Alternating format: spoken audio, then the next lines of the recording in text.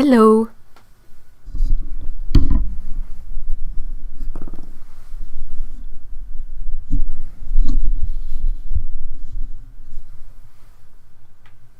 Is it working?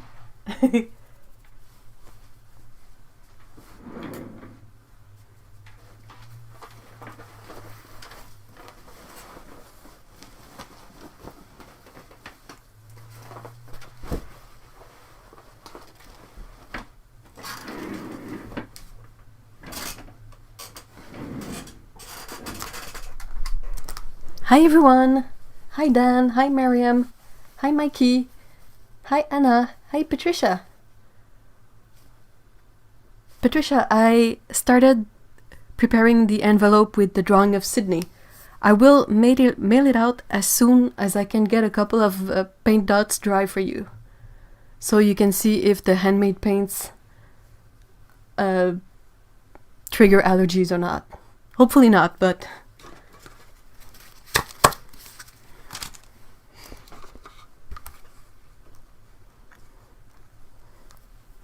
So, I don't know if you guys remember from last Saturday, well, last stream, we mentioned making some opera of ultramarine. So I tried mulling that. It was a bit of a nightmare, but I kind of want to test one of the pans to see how it looks out. Hey Amisha! Hi Travel Destination! Hi Abel! I'm also in the process of making more swatches because, yeah, I ran out. I had 599 swatches ready, and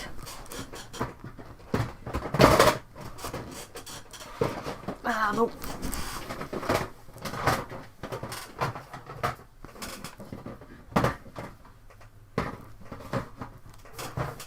Sorry about that. But this is all I have left of my nearly 600 swatches. So I need to make more. This is what I have left, like, what, 15 at best. Otto! Hi!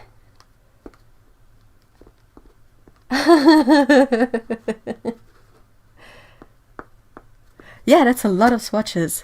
My binder is getting too full for them, so I might need to get another binder. Because I decided to make a swatch for every color of a range and paint in the ones I have. It might not be what seems to be the most clever idea, but for me it feels like the one that will help me track things better. But it also means making a massive amount of swatches.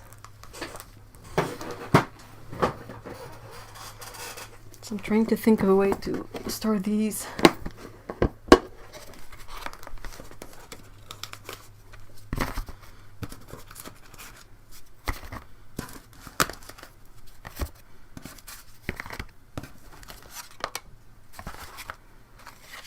To help with the associated paint from stamping so many swatches, I got myself a stamp positioning tool.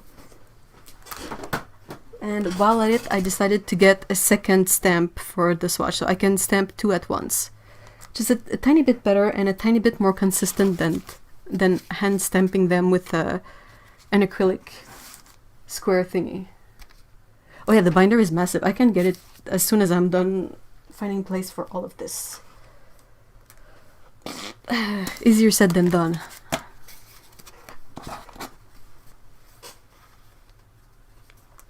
I don't want to mix in stamped, unstamped, and finish cards together because I know I'm gonna like drop it and it's gonna get all messed up, and then I will have a really hard time trying to figure out what was what. I apologize if me foraging under the table is loud to headphone users. I'm really sorry. It's hard to sort of balance out for me, but yeah.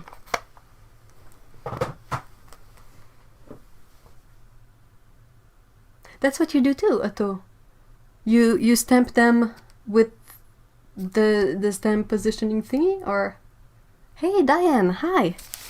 Okay, what else? This. Oh, what is this? Oh, it's gone.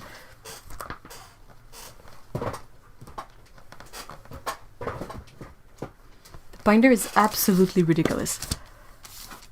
But, I mean, it's a tool, and it's the way it works the best for me, so...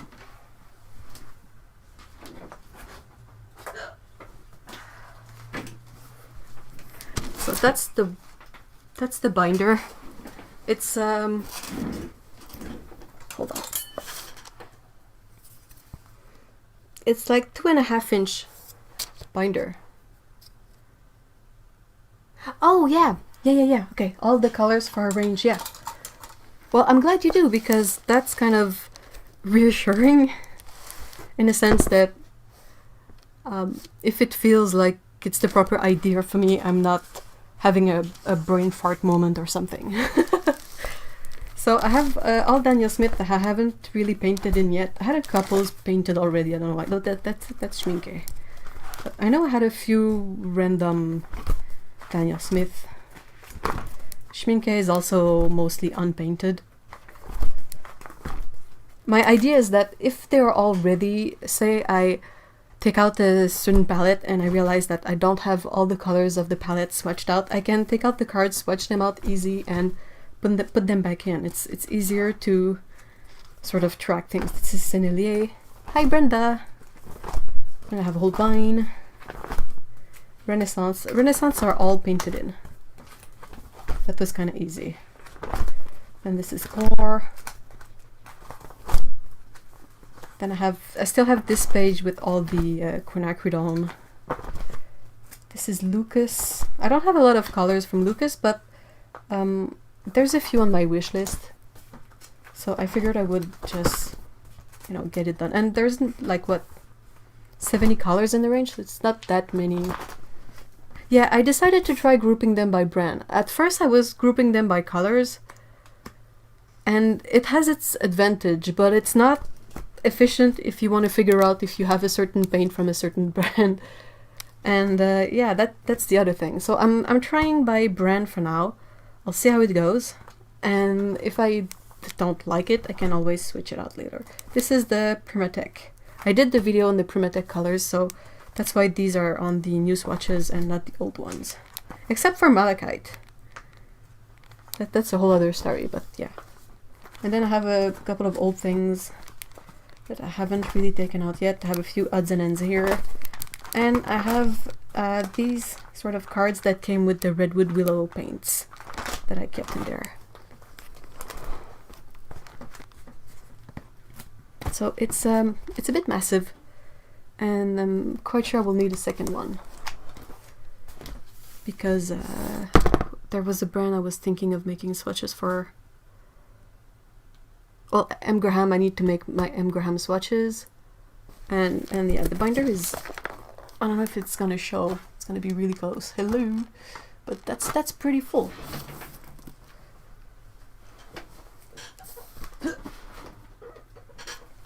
Alright. There is no cat cam today, unfortunately, because I will hide my phone, but show you the pictures of where the cats are at. I miss her too, Anna. I was talking a bit with her, and like, her struggles are really relatable, and I totally understand where she's coming from with all of this, but yeah, it's I hope she's okay too. She's really kind. I have my Redwood Willow. I combined the paints I have from her and this really nice little palette that Steve Murray sent me. Some of the paints stay stuck on the top, but I really like the look of this. It's really like tiny and easy to carry, and the colors are lovely, so. Hey Susan, hi. Hey Cleo. Okay, hold on, let me get... I took pictures of the cats so I can show you where they are. They're sleeping in the kitchen.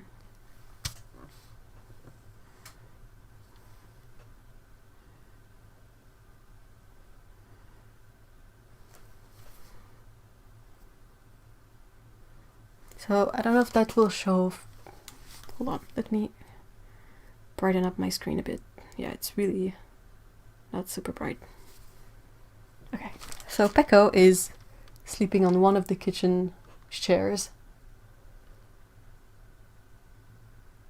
I spoke to her some time ago, and yeah,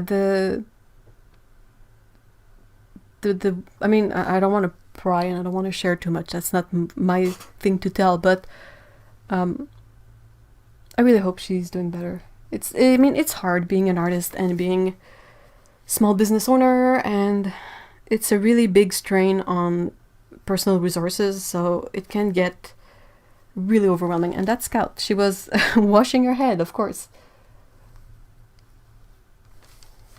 Kitty, kitty. So that's where they're at.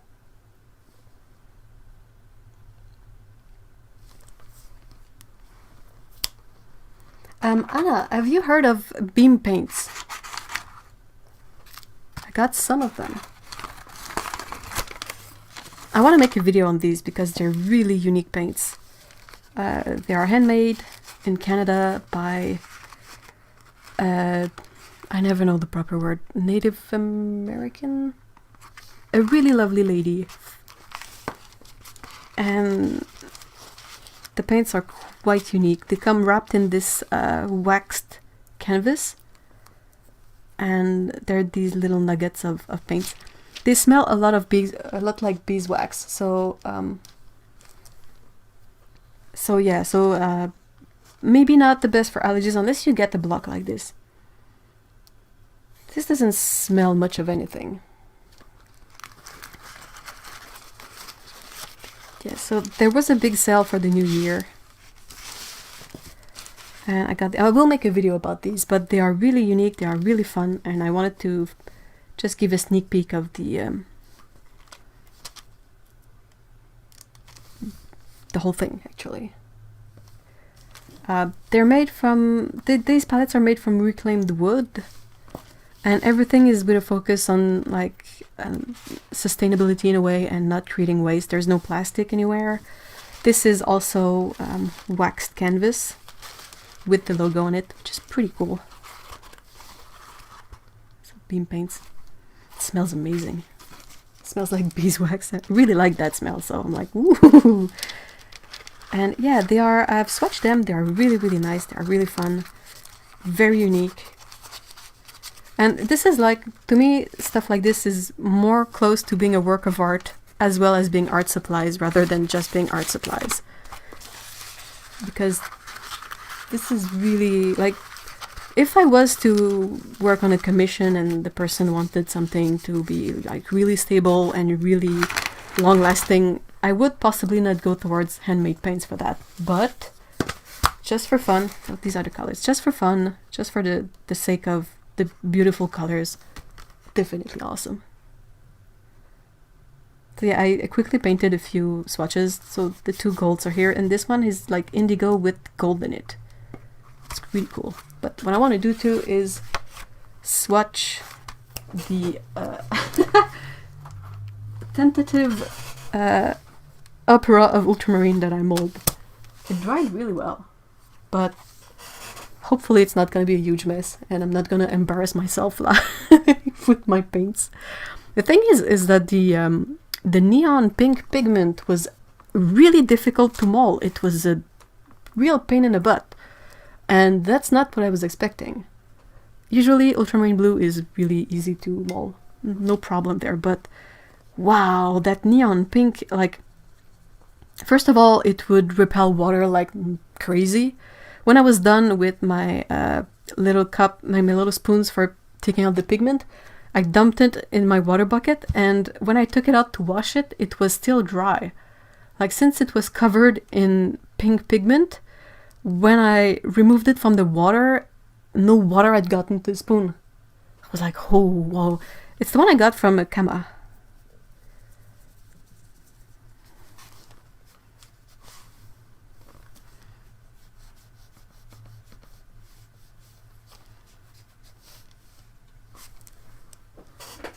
Perhaps I need to try a different neon if I can find one. Perhaps Creamer has a better one. But then again, I don't know for sure where Kama takes its pigments. So if they have the same source as Creamer, I don't think it would make that much of a difference. Yeah, so that's not super exciting. Oh, is it better? Otto, is the Japanese neon color easier to work out? Trying to see if I sort of dig deeper. It's kind of weird. Though it seems to be having the sort of granulation effect that I was sort of looking to create. So I don't know, depending on how happy I am with these, I might include these as a prototype thing, which are basically pens that I sell for a couple of dollars. And they're just basically things that I tried that didn't pan out perfectly, but that are still usable if you want to tinker with them.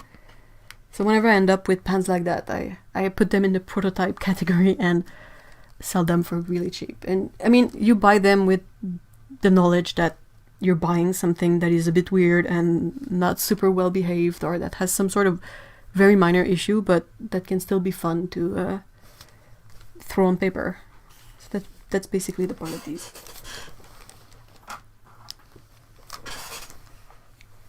Not sure how they mold. Haven't molded them myself, huh? Hey, Anna, hi. There's 2 Anna in the in the chat. That's gonna be confusing. Okay.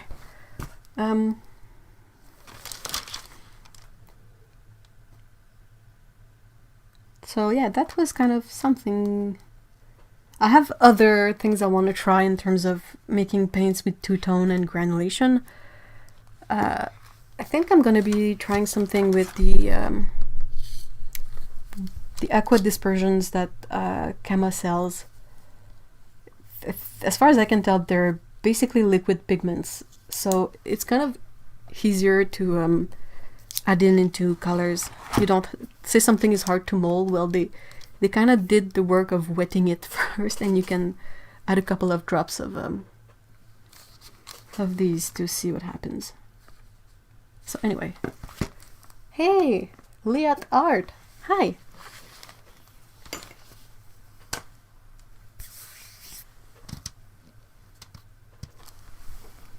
I'm trying to remember where I put my sketching paper.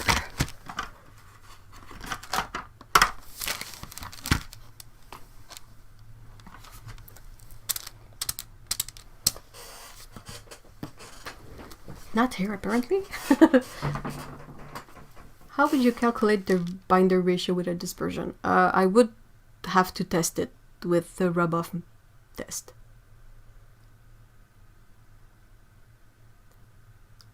Like, I'm not sure I would try to make a color 100% from a dispersion, because I'm really not that familiar with it, but I like them to add into mixes. And they have a lot of colors. So this is diarylide yellow. Sorry, I hit the mic. I got cobalt blue and quinacridone magenta, and I had phthalo green also. So I want to see how much of a good way of dealing with really annoying pigments. Like, are these a good shortcut for that? To make mixes, not to mold as a single color, because that's kind of, there's a lot of water in there. But yeah. What's the rub-off test? It's a test that we like to do, us paint makers. When you try a swatch of a color, you mold the paint, you bring it to a texture that looks fine, and you paint a swatch of it, let it dry, and when it's dry, you take a tissue paper and you rub it on the dry swatch. And if any pigment transfers to the tissue, it means that you kind of need more binder in your mix to help keep the pigment on the page. Shouldn't say on the bottle how much pigment is in there. I don't know. Should it?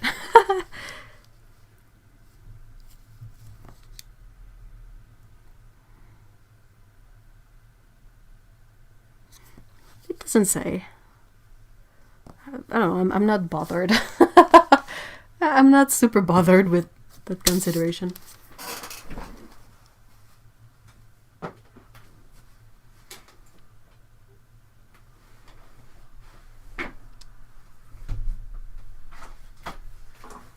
drawing paper. Where are you?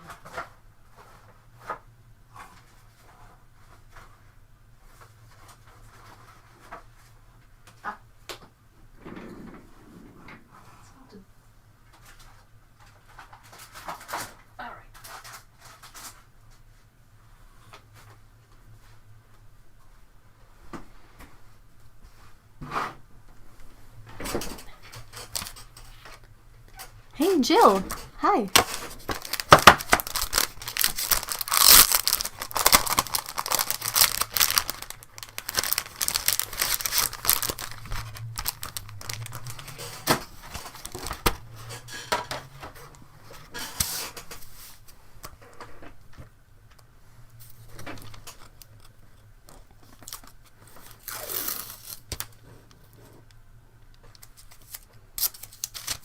I got the Cobalt Aqua Dispensation to play with the granulation thing.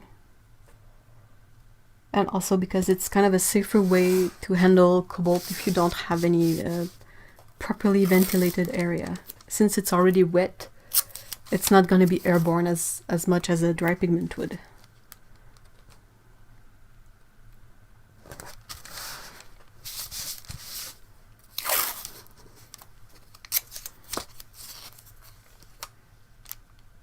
So who else saw The Witcher?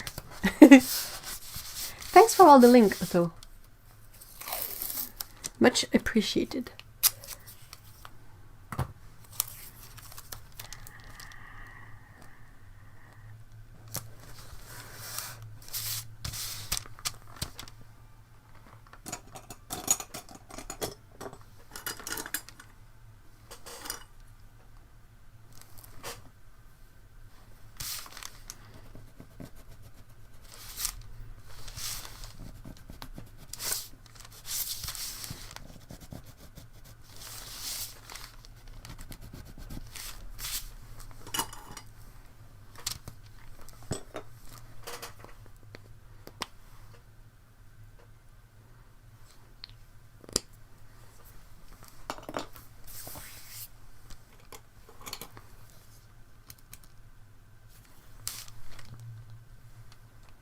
Planning on watching it, but haven't gotten around to it yet. It's quite fun.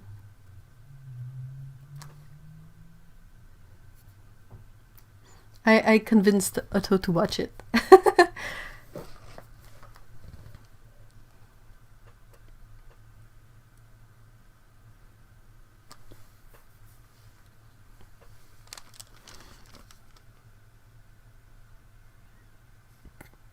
Trying to think of something to doodle.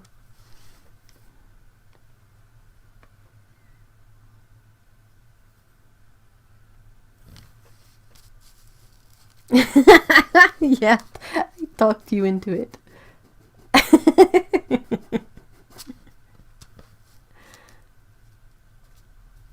Otto was resisting because of the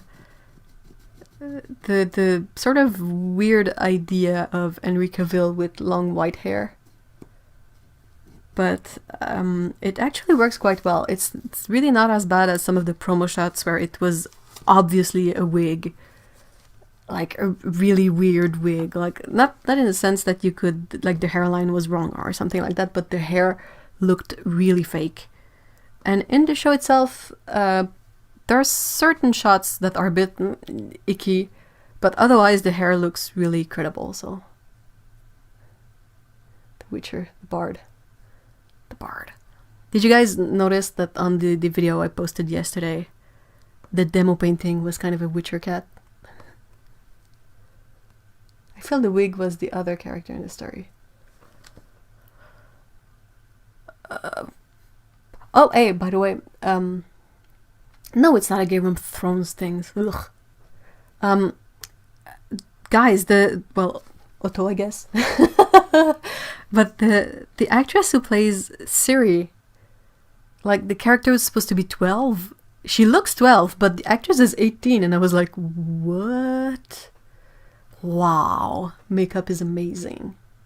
She looks like a 12-year-old, as far as I can say.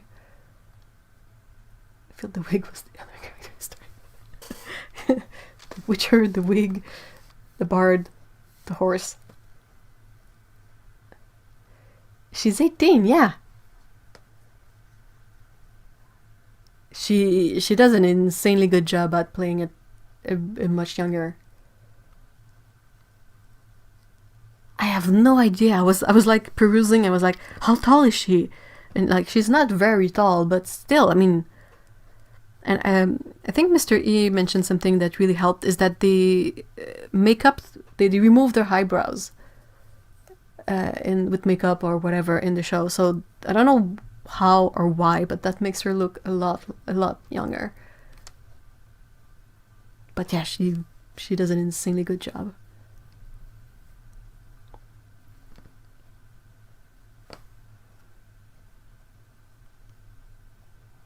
And yeah, there's a couple of things that are really quite fun. Like the bard character is an actor who can sing.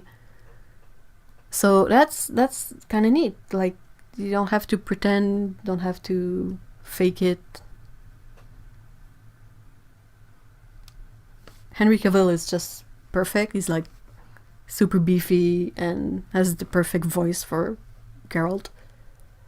The lady who plays Yennefer is also like, everybody's like surprisingly awesome. I had literally no expectations, but I remember two things from the previews. I remember that the wig was awful and that the bad guys have weird armor that looks like it's made up of hot glue and spray paint. Hey, Tsukaboo, hi!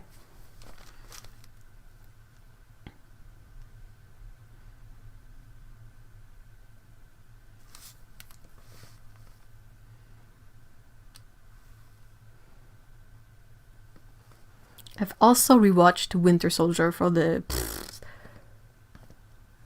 manyest time. It's one of my favorite movies. It's so good.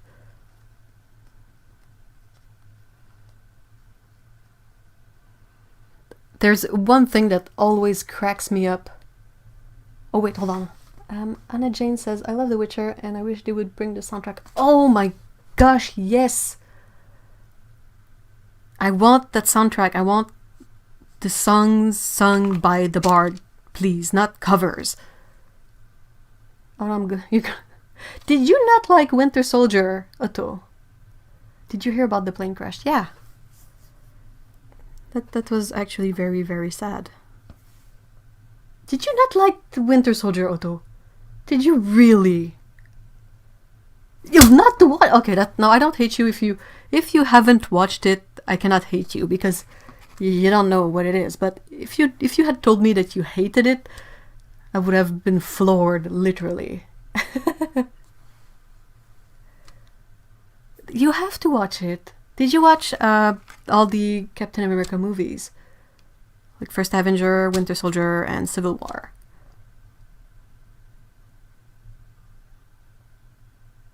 My nerd is showing. You can find the soundtrack on YouTube, even an hour long. Oh, really? Ooh.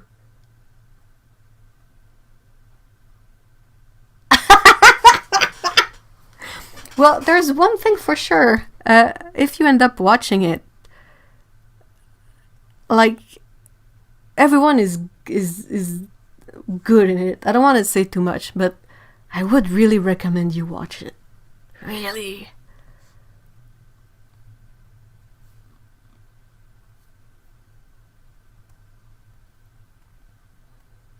It's ideally it's to watch First Avenger, Winter Soldier, and Civil War.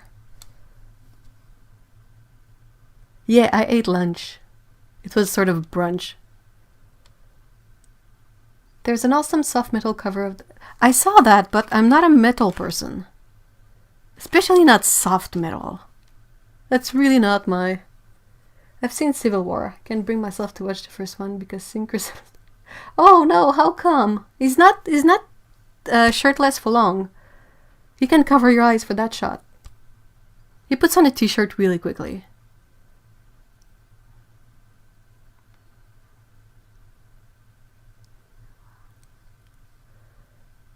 Not really an Avengers fan. I'm not really an Avengers fan either. I really like Captain America and the Winter Soldier though. I did watch Infinity Wars. I will never watch Endgame until I can sort of watch it for free, because I really don't like what they did with the story.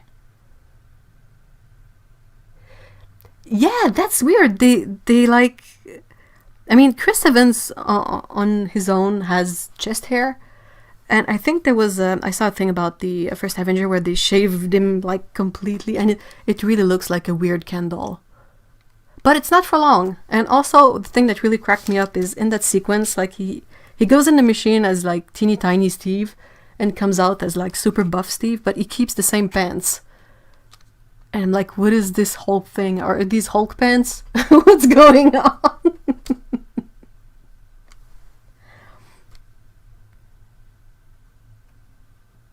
No, there's no such thing as too perfect. Are you kidding me?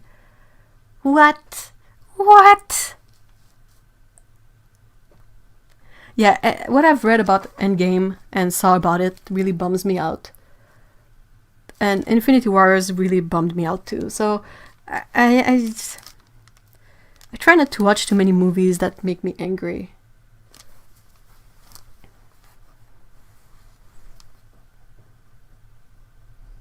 Not sure what the well, I mean, if you watch The Witcher, Henry Cavill has hair and you see it. No shame, one not the hair of shame. Haha. Do you like DC? Not the movies, not that much. I'm not a big comic person. I will watch the movies. Oh my god, now I cannot think about Chris Evans without this Ken doll idea in my head. That's kind of funny.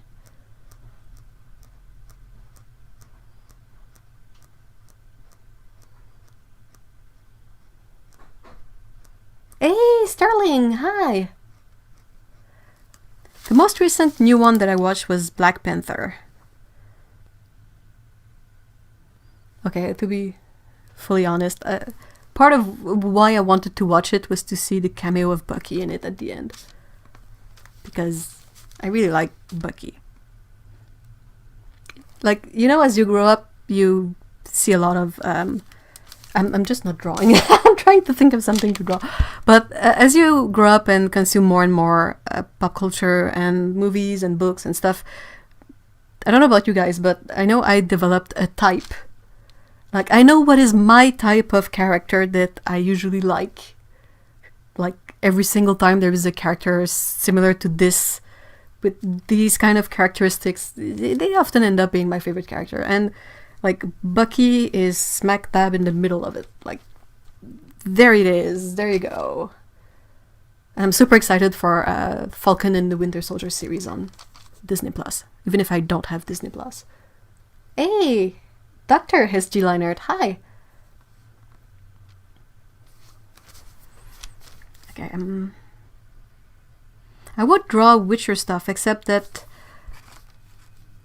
I kind of want to doodle from reference a bit more, so I have a mental visual library that is more complete.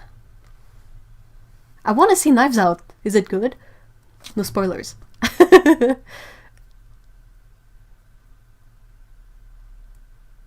Yeah, I have Netflix too, but not Disney Plus.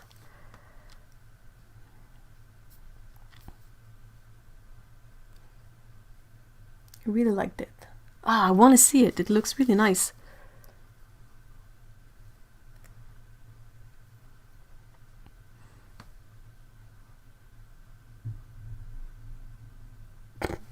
Oh my gosh. Chris Evans as a candle. That's so funny.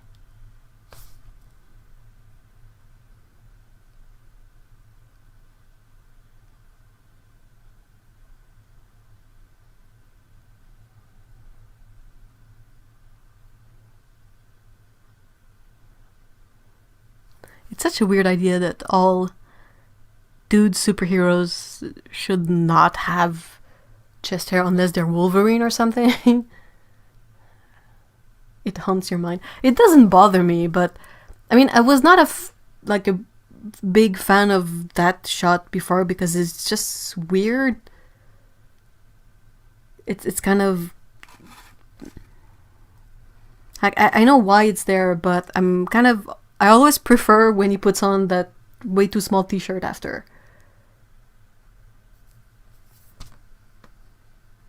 And I don't think you really see him shirtless after that. You see him in t-shirts that are a bit too small, and you know, I hate the name of it, but the white tank top. I'm not gonna say the actual name of it because I hate it. See, it haunts your mind. It kind of does. But I mean, Steve is awesome. He draws. Like, he's the freaking first superhero I can think of that also did draw.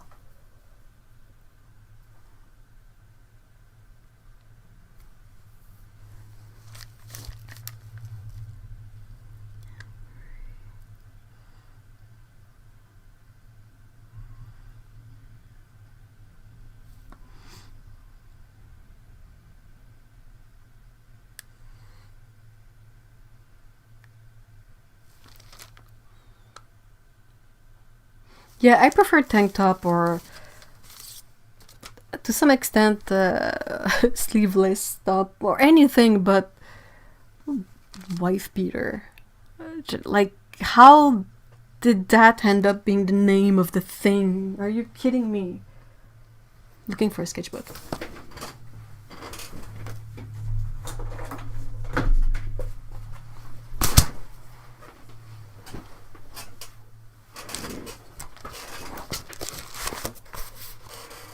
I need to cover up because I was watching I was watching Winter Soldier and sort of doodling at the same time, but it makes for the ugliest doodles. Terry is a good example too. But I mean, I knew about Steve first. And it was kind of like, and at some point they leaf through his sort of sketchbook and notebook, and you see like art that is not perfect. It's just like doodles, and I was like, this is so relatable to me as an artist, to see like a sketchbook. Like, sometimes you see sketchbooks in games and movies, and they're like super nice and super beautiful because they've been made to be awesome. Like, if you take certain notebooks, like I only can think of the game whose name escapes me right now, of course. But anyway, it's a game from Naughty Dog. Anyway, the guy has a sketchbook, like a book with all sorts of... well, there's one in Supernatural. Like, they have a kind of the book of all their notes and everything, and it's always like super nice and crowded. And I really enjoyed seeing like Steve's notes that were like with graphite on lined paper, like something really basic that you're like, yep, that's the spirit. The name on the package is Athletic Undershirt. I prefer that. Barry Allen from The Flash draws, only he draws super fast. Hannibal Lecter draws and paints, but Hannibal Lecter is troublesome. Satan draws and paints too, so I've heard. Does he? What? I did start watching that Hannibal series from some time ago, but didn't quite take to it. Let's start by drawing a cat. That's always a good start.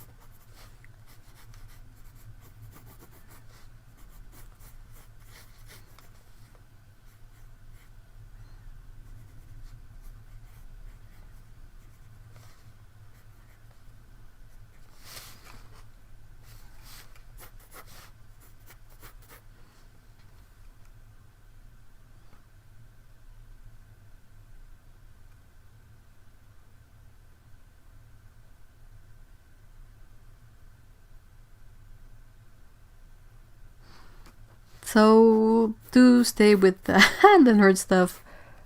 Hey, Steven, hi! Did anyone see the last Star Wars movie? And how was it? I haven't seen it. I don't think I will bother until it's out on home media, but I'm curious.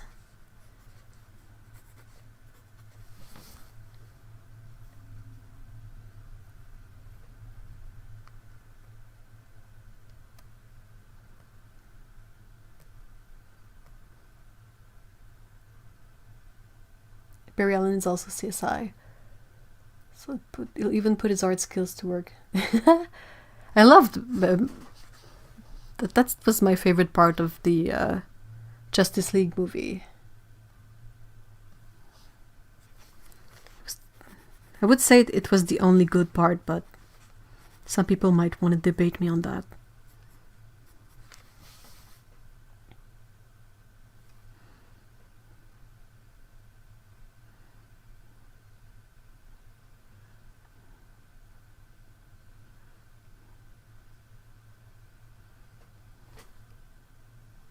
Not seen it yet. The last one was bad.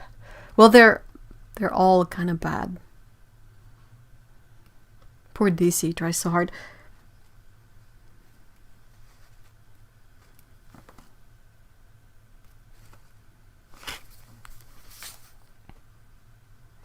I'm trying to think of things like the weather and all of that, but the weather has been really nasty here. It's like, what, mid-January and we have rain today? Like, it used to be that January and February were the coldest months of the year, but not in the last few years, for sure.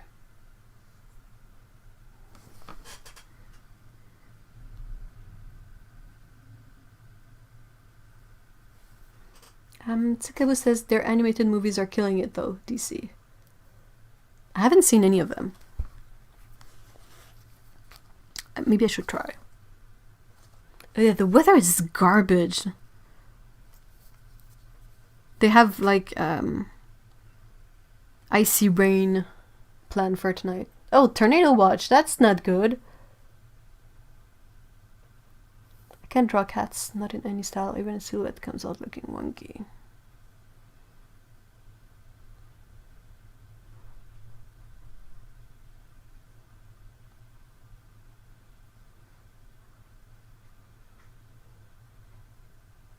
Trying to think on what kind of tips. Reference is always good. Like off the top of my head, drawing a realistic cat, I'm like, I can sort of noodle something, I guess, but the best would be if I had like a sort of a reference handy or something, because I'm like, I have 2 cats. They're almost 9 years old, and I'm like, realistic cat? What? Like, even if I observe them a lot, it's like I don't remember any of it. Like, what is this nonsense? So, having references is always good, and then trying to keep things really simple also helps. Like say a cat is sitting. Well, you look at the way the spine does this curve thing, and you don't try to necessarily like see it in part. You see it as a whole thing. And then the other side, you have like the torso usually, and then some paws maybe. What? But that's basically it. And then you have ears somewhere, and kind of like a face a bit like this. And that's kind of a cat, right? Hey, Galina, hi. Dude, nature's slow roll. High wind warning. Oh, awesome. So if it freezes and there's high wind, we just need like to take out the a big tarp, and we'll be able to travel this way.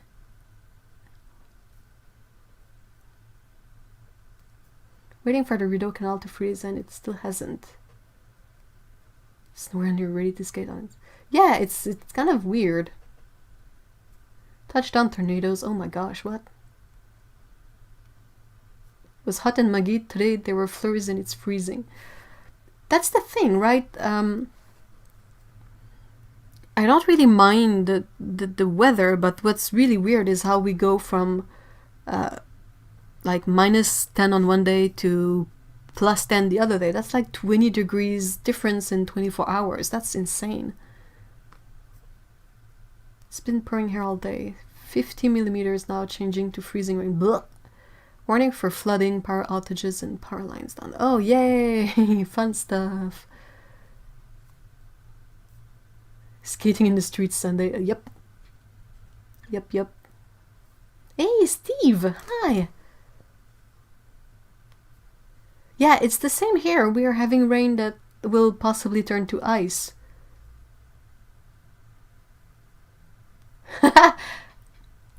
Liat Art says, I've noticed that your drawings of cats always show such a distinctly cat-like personality, so having cats must help too. Yeah, it helps in terms of their personality, but it's like some people are really good at like remembering details of realistic things. I'm not really good at it. I can sort of do fine if I have a reference, but just off the top of my brain, I'm like, I should know this, but I don't.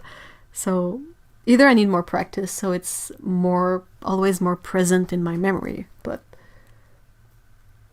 the thing is that any way to help you draw is fine.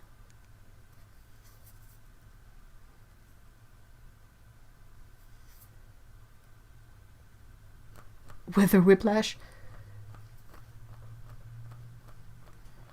Ah.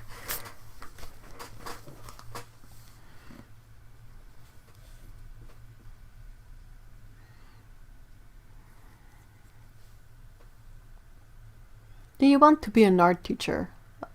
Me? Not particularly. I don't think I would be very good at it. I don't think I'm very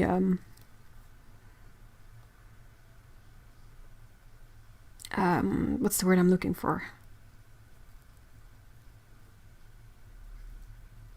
Like, I think it would be easier for me to answer questions that people have than to try and build up a class, if that makes sense. Oh, thank you so much.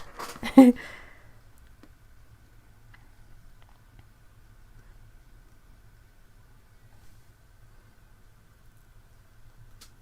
I would have like zero, what's the word I'm looking for? I'm searching. I would have no authority with students at all. Like, none whatsoever. They would not give two farts about what I'm saying if they don't want to.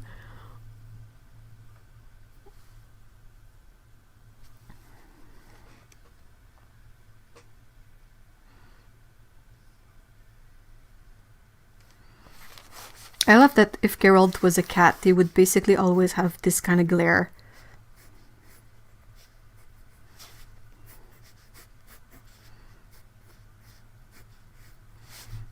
Like, grumpy characters really make my day. They always make me laugh.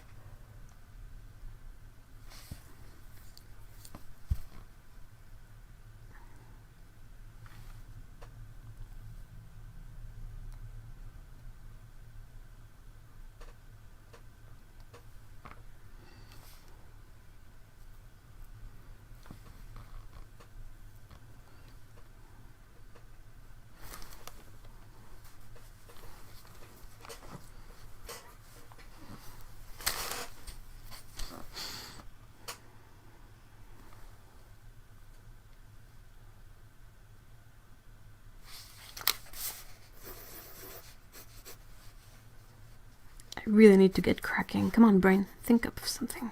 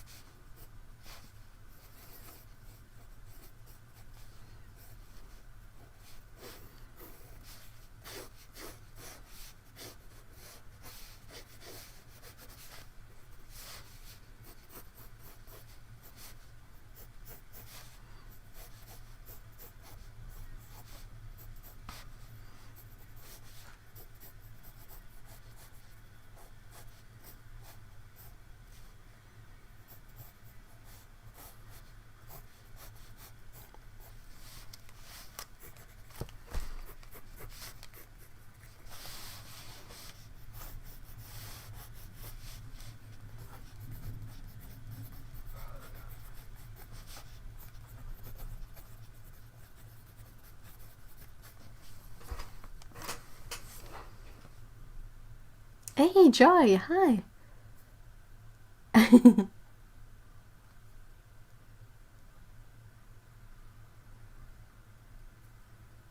Should draw the whole cast in cat form. I want to at some point. Thing is it's really weird to draw like characters as cats because I feel like adding like human hair is cheating. So it's kind of weird to try and transfer their style or their design into cat form. Hey, Lena, hi.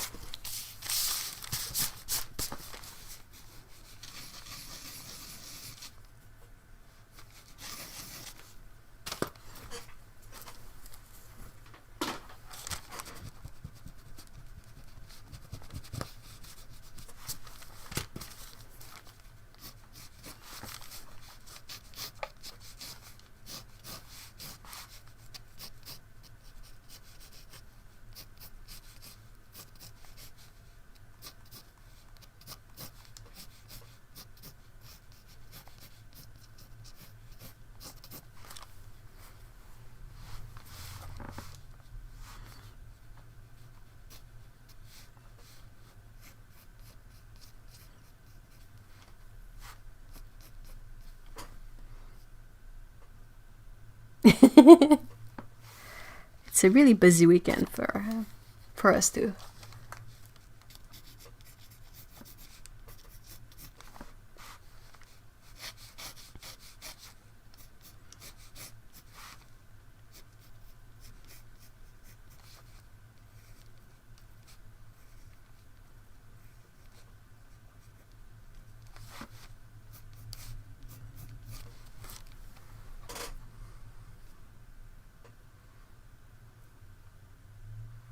Oh wow.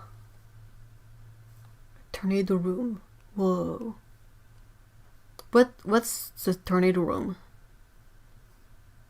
Like what makes it specific for that, I guess.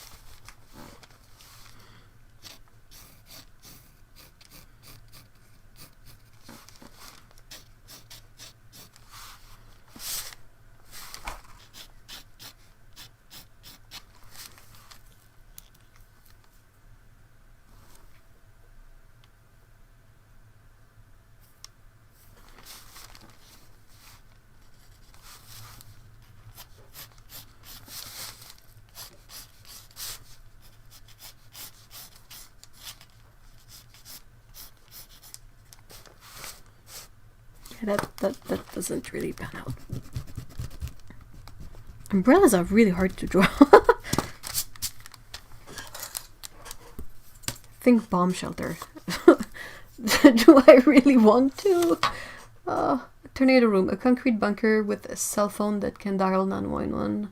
Water, spare clothes, portable toilet, and some food things. Holy moly.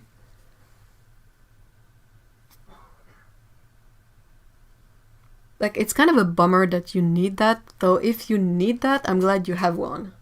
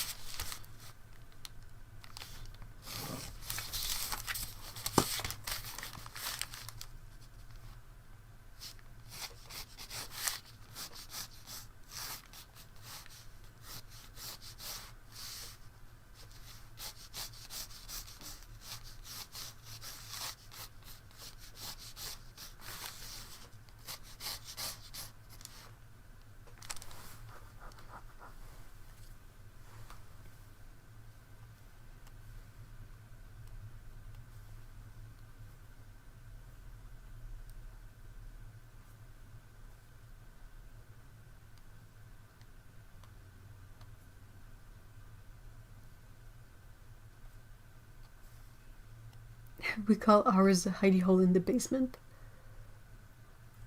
We built the tornado room when we built the house. The tornado hit our property before we started building. Clear off all the trees and saved us thousands of dollars in bulldozer costs. Well, okay then. the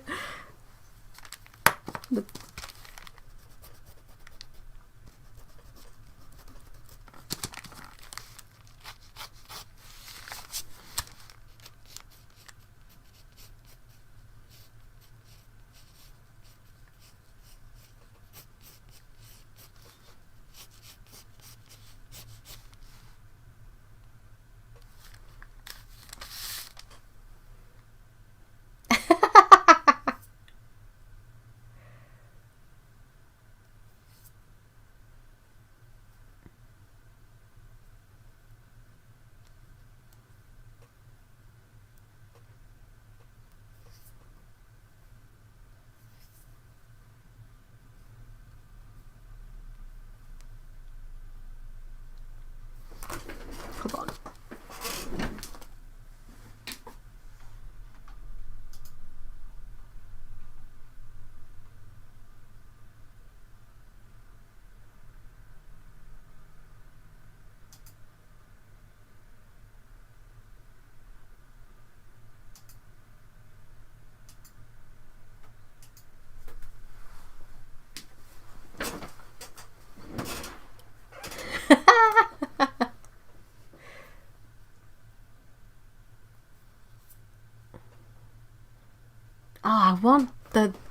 I want to be able to have that song in my playlist.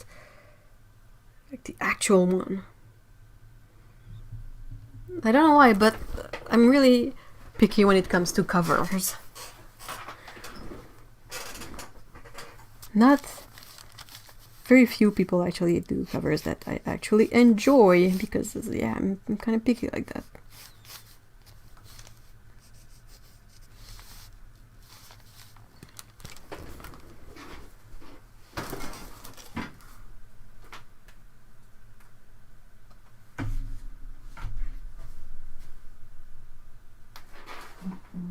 Freaking pen.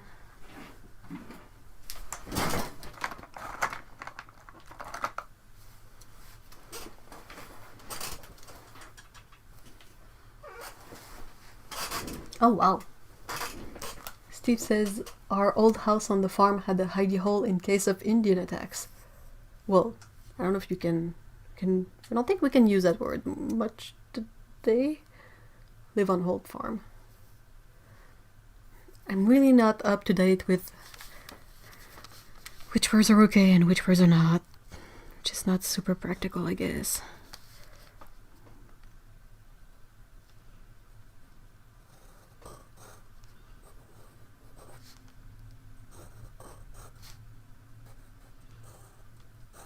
Jesus.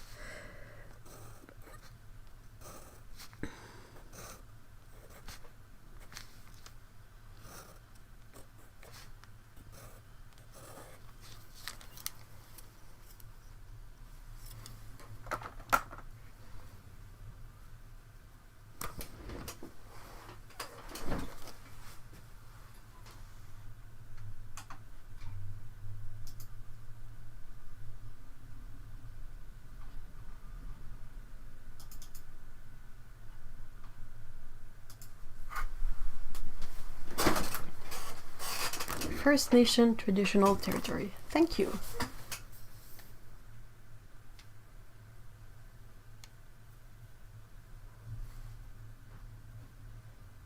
It gets super duper confusing because I kind of need to keep track of it in French and in English. So it's one word and sometimes, like, let's say it's a certain words. Well, with that it's relatively easy. First Nation, Première Nation, it's quite literal translation, but it can get really confusing because some words look alike but don't necessarily mean the same thing at times. And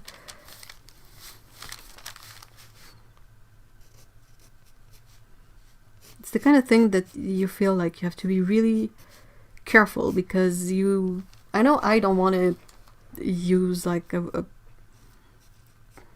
the wrong word, because that's really not my intent, but it's really easy to be just a bit like unfocused or not concentrated and say the wrong word, like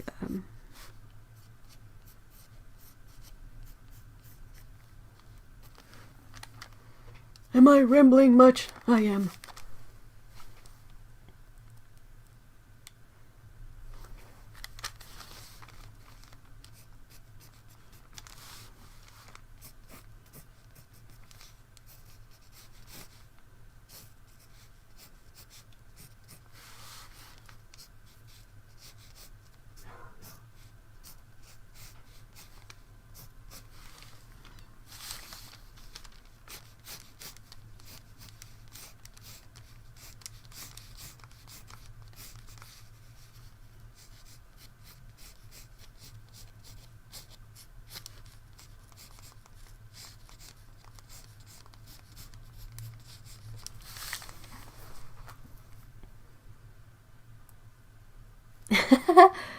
Still trip over false friends between, oh yeah, between English and French. Yeah, I trip over them all the time too.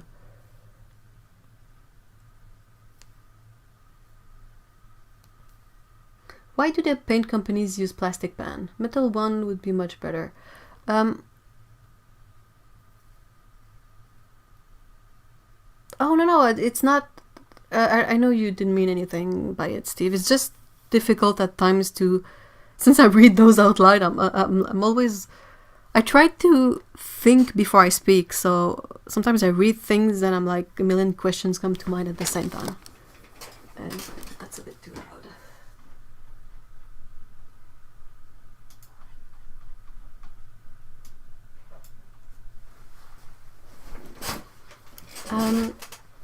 I don't know why they don't make...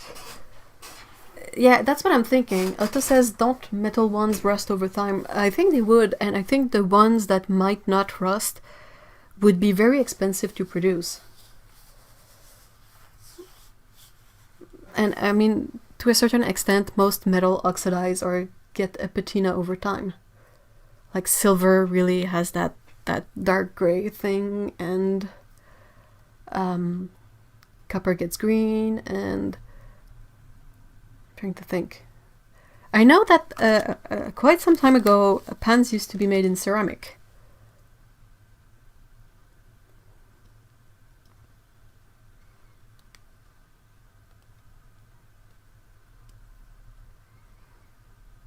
Stainless steel. Yeah, but stainless steel can still oxidize, I think. And there's an issue with also the paint that we use. There are certain minerals in there, and they might react with whatever metal the pan is made from. I would love ceramic pans too. They would be quite delicate, I think, but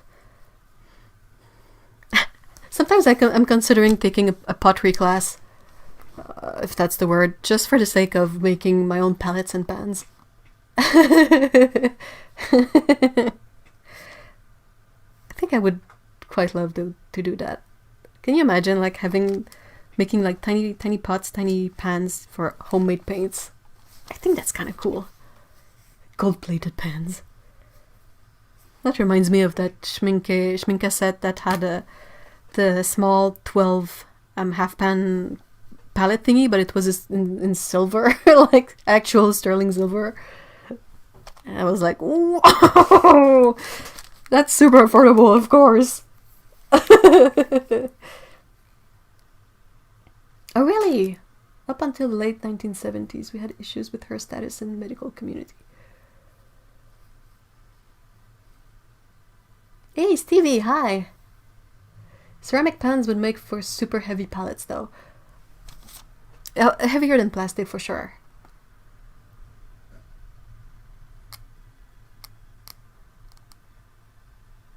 Yeah, I know Beam Paints has the turtle pans, and I wanted to get one, but they were out of them.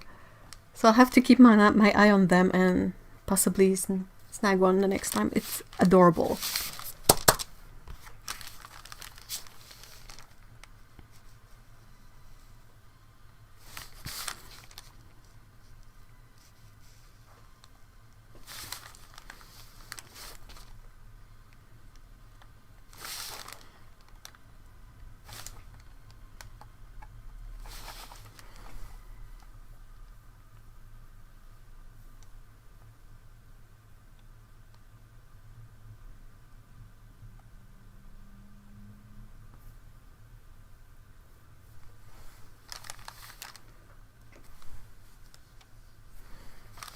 what I'm really curious about ceramic pans and palettes is, well, I think it's not very hard to research. Just have to try and find images of older sets. But I'm just wondering how, like, do they even hold? We couldn't use the metal tins with them. You'd have to use some sort of different thing because the clipping mechanism for the plastic pans would break ceramic pans, I think.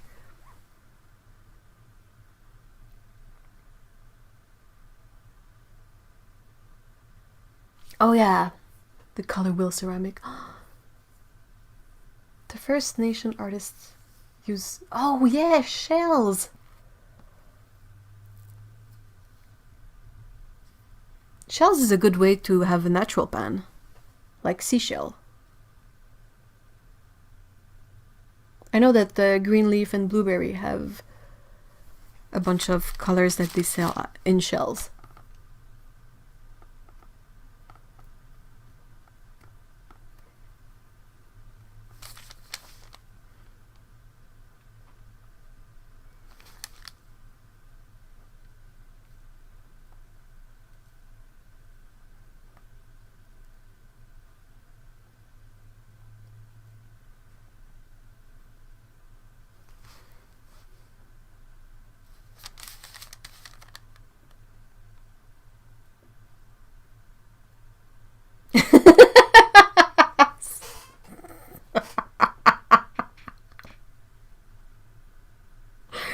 Oh, autocorrect. Autocarrot. It's always incorrect.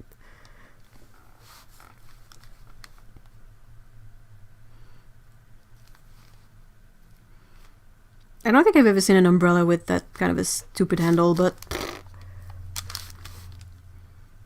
let's pretend.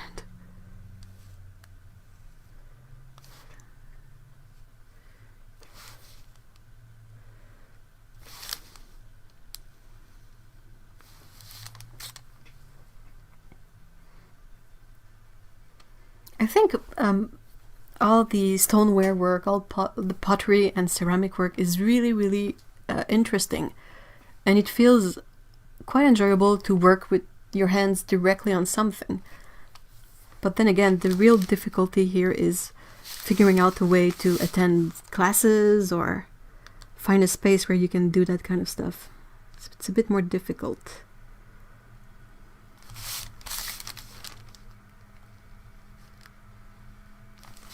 I know myself. I know that if things are not within walking distance, for example, the chances of me sticking with it are much lower. I don't really like commuting. I don't really drive. So I could bother. I could make an effort, of course, but...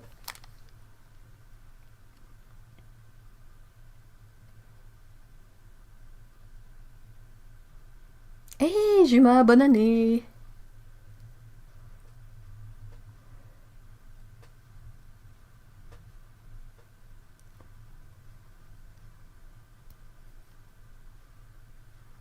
Yeah, Beam Paints, they have small ceramic turtles with a hollow back, and they put the gold paint in the hollow back, and it makes like the shell of the turtle. They're really cute.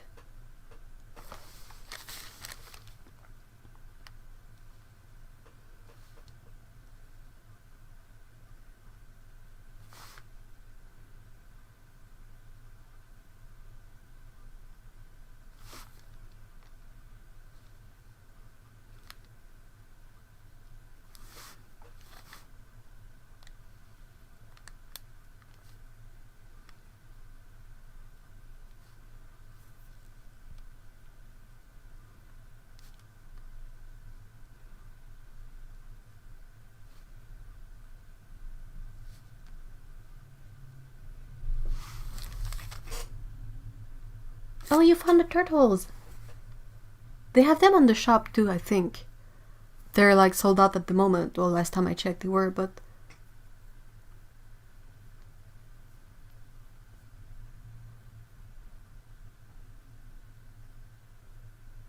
There's a a good few really cute handmade palettes on Etsy, I think.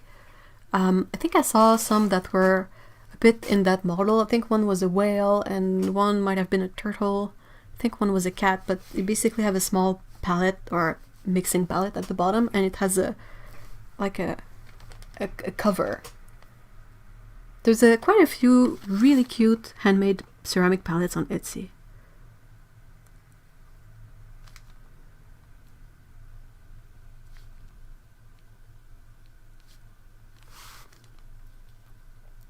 It's always more exciting to encourage like artisanal work if one can. Like you get something really special and you sort of fuel someone else's passion at the same time they kind of inspire yours with what you get.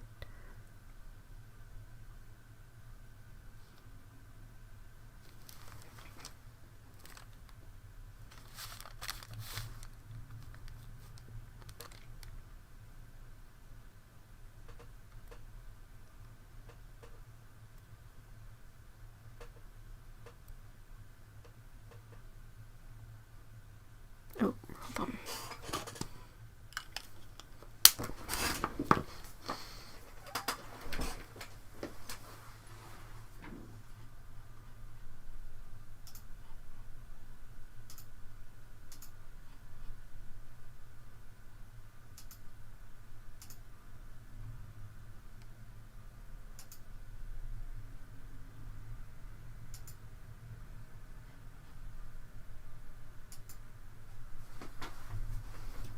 I'm back.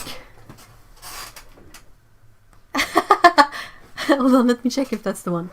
That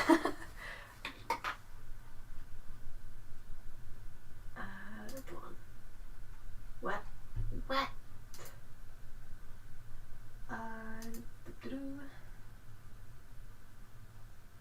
Oh yes, that's the ones. Yeah, those are the ones I had seen. They're super cute. They're super duper cute.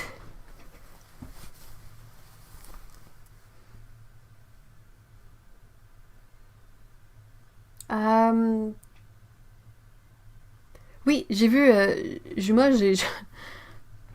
j'ai tout préparé, mais j'ai pas encore commencé à dessiner. Mais je veux m'y mettre bientôt.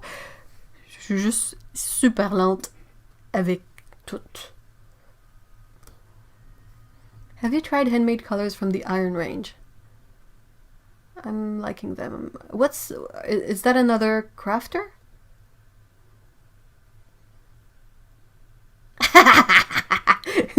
Otto is my conduit. What?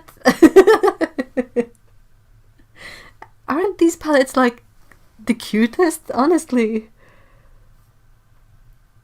I'm always like perusing things and searching things, and I don't know why I do that, because it's not super nice to like wander around and be tempted by a bunch of stuff, but at the same time I always kind of feel like I want to keep up to date with what's available out there, so I feel like it's important to regularly check Etsy for new stuff. Or is that a big old smudge? Yep. But anyway, I saw those palettes and I was like, oh my. Like, I don't know how useful they would be, but they certainly are cute. They have hedgehog brush rests? Ah, c'est dur les commissions, sérieusement. Pfft. I've never understood the usefulness of yarn balls, though. I use them. Well, the thing is that if you buy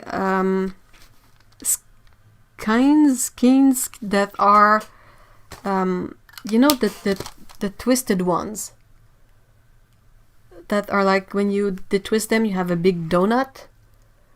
Those are the ones that you kind of need to roll back into a more manageable bundle. And there's often a bunch of things to help you, like you set up the big circle of yarn on, you know, the stretchy thingies. Yeah, I know my words.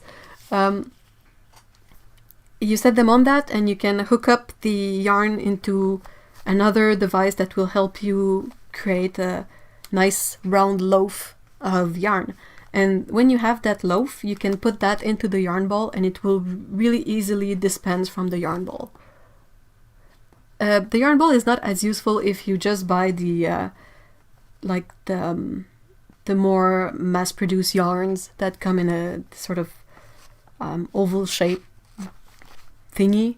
A lot of thingies here.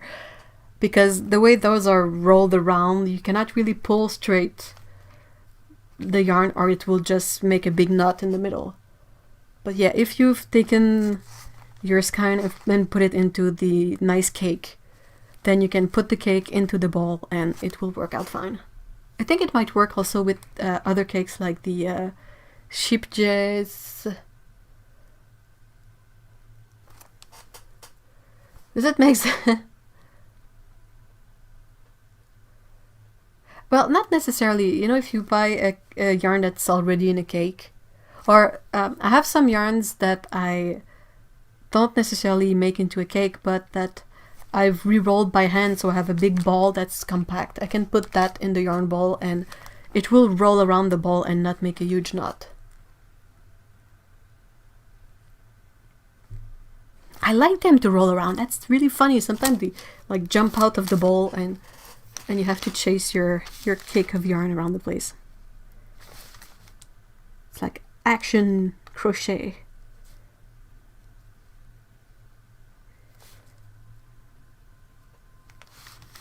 Like, I know the names of the thingies in French, but they are escaping me in English. I'm also a bit miffed because I used to receive the Knitpicks catalog, and you know, I would like look through it for fun, and it's like lots of nice colors of yarn, and it's just fun to look at. But I'm a bit mad at them because they have less and less crochet stuff in there, like no patterns, no nothing, and I'm like, are they like stepping away from crochet? If so, well, they will lose my patronage, because I'm like, why would you do that? A lot of people like to crochet.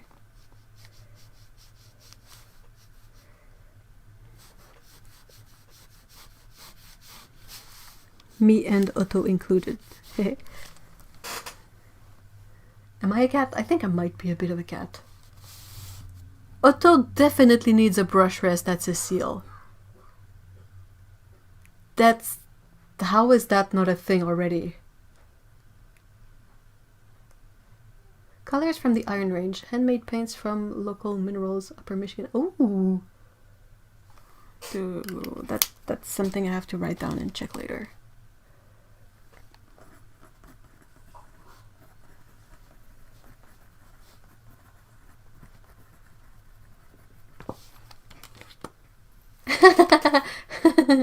Oh, if I had any pottery classes, I would so make you one.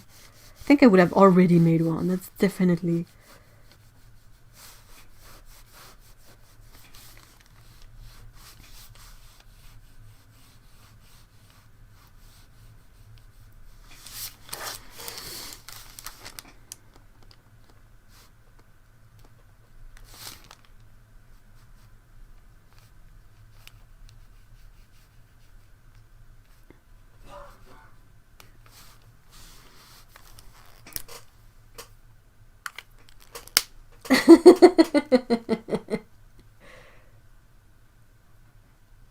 Oh, it's from the Iron Age. Okay, hold on.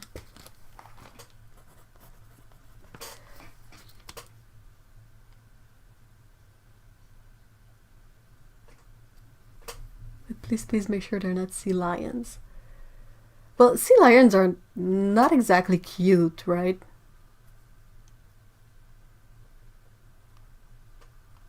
I'm lucky in that like brush rests in cat format are quite easy to find. You just need to find a chopsticks rest, and there you go.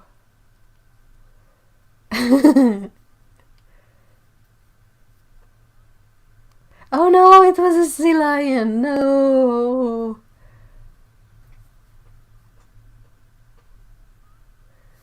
I have a yarn ball. It's wood, but I don't know. I like that it's wood, but I'm always a bit unsure about certain things. I'm kind of more bothered by things that are made from wood than by things that would be made from leather. Because I'm fairly sure we have an overabundance of cow hides to use up. But I'm not so sure we have overabundance of trees to chop. So, confusing a bit.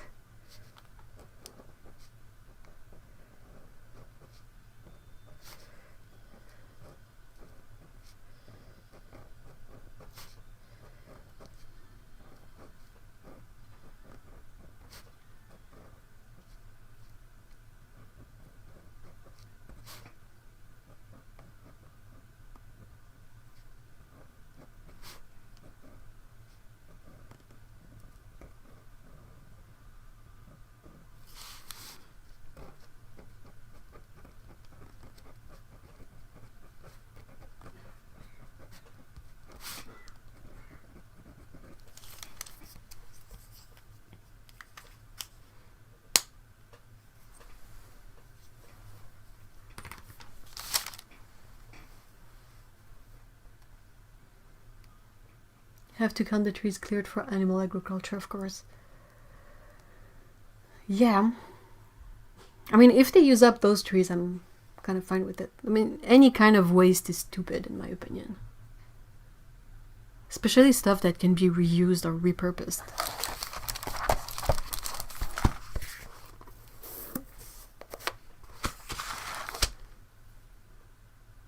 Otto was introduced me to a couple of, actually three Japanese words. The one I knew of already, but I keep them on a post-it, like in my face all the time, because it's stuff that I find really interesting and that I try to keep in mind. And the one is basically means not to be wasteful, and one means appreciation of old tools. So yeah, that's something that I try to keep in mind. Like sometimes you have I have really old guillotine cutters. Like they're fairly old. They're possibly as old as me. So that's old. And yeah, they're old and they're a bit wonky and they're a bit like, yeah, motanai and furudogu. Dogu? Yeah. Anyway, so yeah, so I have those and I was like, what should I do? Should I keep them or should I like give them away and buy a new one? And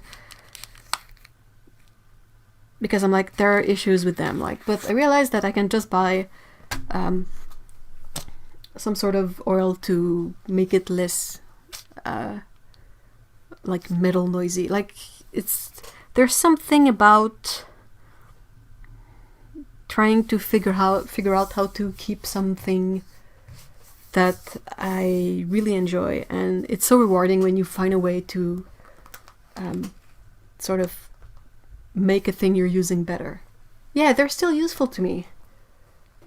One is like a 10-inch guillotine cutter and the other one is much larger, but they're like old school guillotine cutters with the big like blades.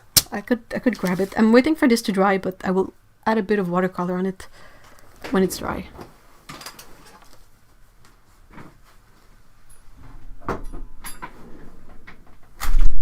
Oops. Oopsie doopsie. So that's the thing. This is the small one. The big one won't fit on here. So yeah, it's quite old school and it's made from wood and big wrought metal, I think. And there's not much else on it.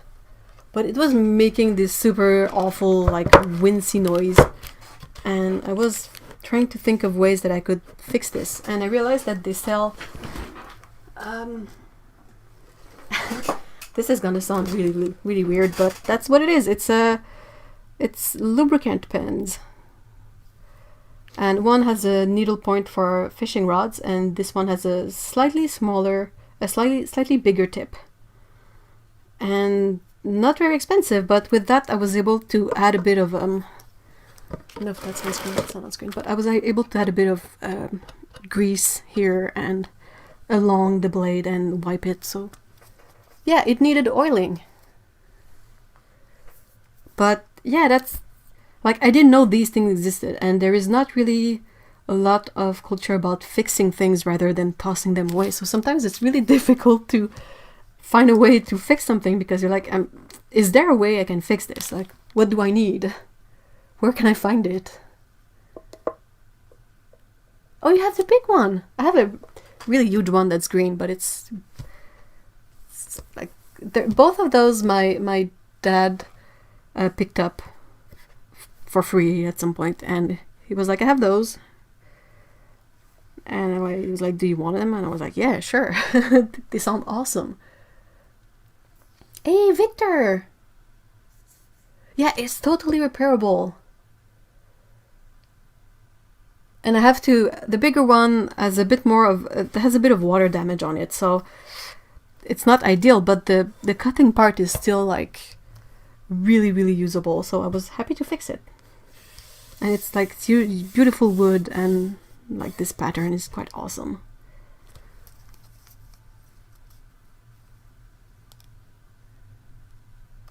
And I have a teeny tiny guillotine cutter, like 4x6, and it feels a lot different than this one. Like, you have this super heavy like blade and all of that, and the other one is like plastic, and you feel like when you chop things, like the top of the the thing lifts, and you're like, they don't make them like this anymore, unfortunately. So I'm glad I was able to fix it. That's kind of a really cool handle and blade.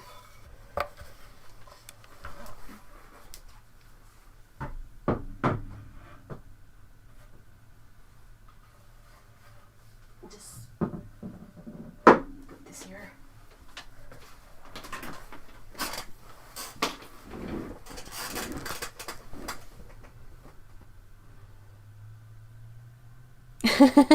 Yeah, my dad is also a big fixer, DIYer.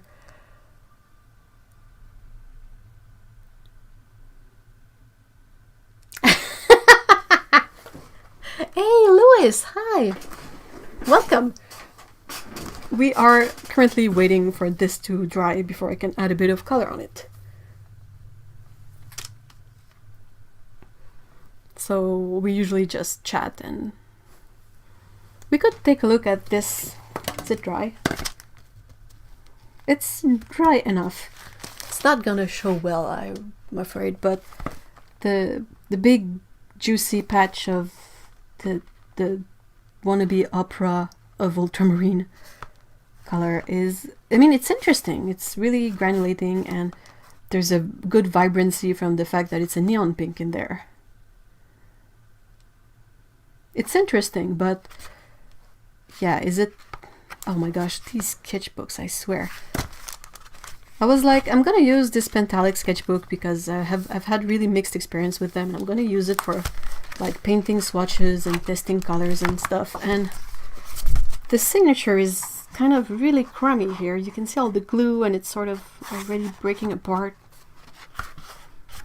Oh my gosh, Pentalic, what are you doing?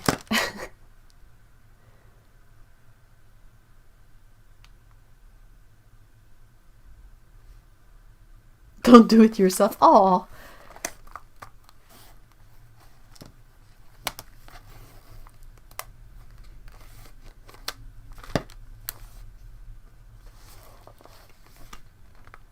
Pentalic, what the heck?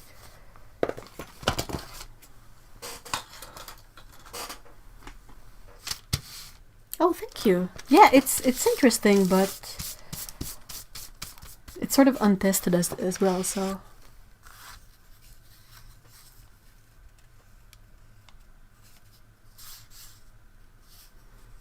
I don't know what Pentalic. I think the main issue is that their glue will dry and break apart. Like it's crummy glue. I have no idea why. Let's look at this Moleskine. Fairly convinced that Moleskine uses. Oh no, I think they use kind of a better. But I've had Moleskines, and Mr. E also uses Moleskines, not Barbie ones. But anyway, and he brings his like with him to work and back, and he usually keeps one for like a whole year, and it gets a bit worn like on the corners, but it holds up well enough together, so much better than the Pentalic ones. Like this one has been nowhere. It stays like here, it stays on my desk. I haven't even dropped it, and the glue is already coming apart. Perhaps I should compare it to one of the watercolor Moleskines ones, because the paper is thicker. But yeah, I mean, I've had many Moleskines, and they haven't improved the paper quality. If anything, they've gone the other way. But so far, they haven't gone to a cheaper way of binding them.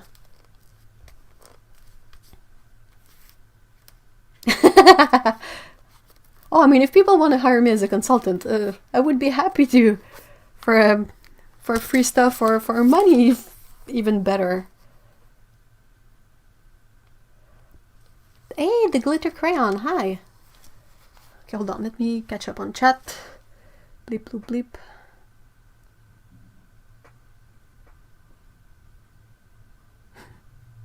Yeah, it's definitely cheap glue.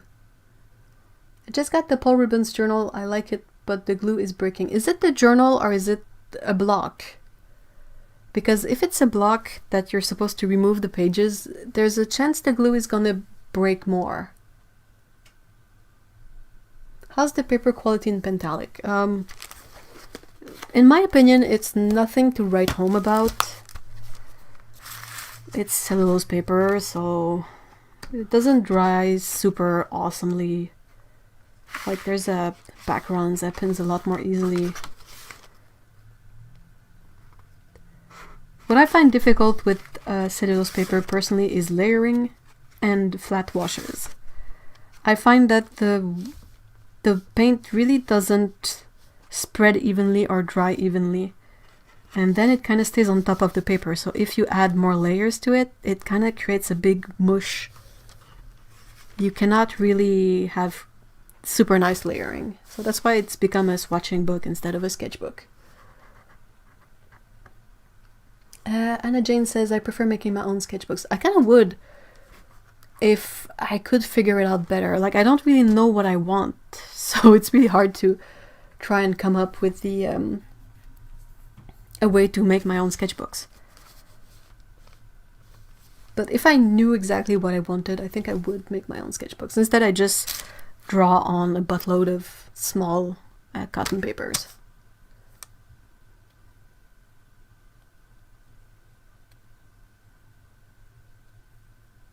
Yeah, well, anyway, the Moleskine watercolor books are cellulose paper mostly, if they're not just cellulose paper. I really like Moleskines for sketching. I get this is like the plain one, but it's the super thin paper. It's not the drawing paper. And for sketching, I really love those because they pack an impressive amount of pages in there, and you can really go to town and sketch and sketch and sketch, and I mean, it doesn't feel precious one bit. And I would also buy the lined ones. Like I like to get some with designs on them, and that's a good format. That's easy to carry, and the rubber, the elastic is usually quite decent. So I really love these for sketching. But yeah, for watercolor, I'm not really fond of their drawing paper either, because I kind of press way too hard, so it becomes more like I'm engraving stuff in the paper rather than painting or drawing.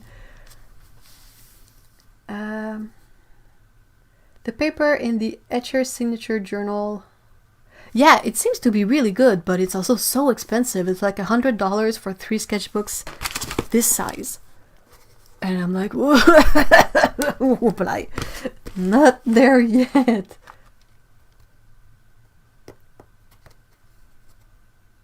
That's a good point. Otto puts me back in my place by saying it's much easier to know what's wrong with something that already exists than create a perfect one that doesn't exist. Fair point. What do you do for storing these separate? I have a couple of bins that I put them in. I have a couple of shoe boxes too. So it's not really fancy or anything. It's just basically what it is.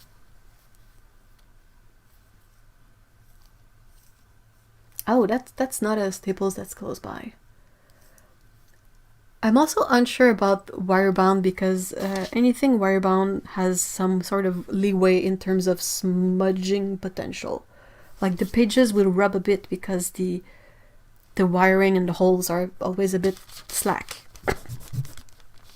Is that not dry? Oh, it is not dry. It's because I tried to erase the tape. Tape is never dry.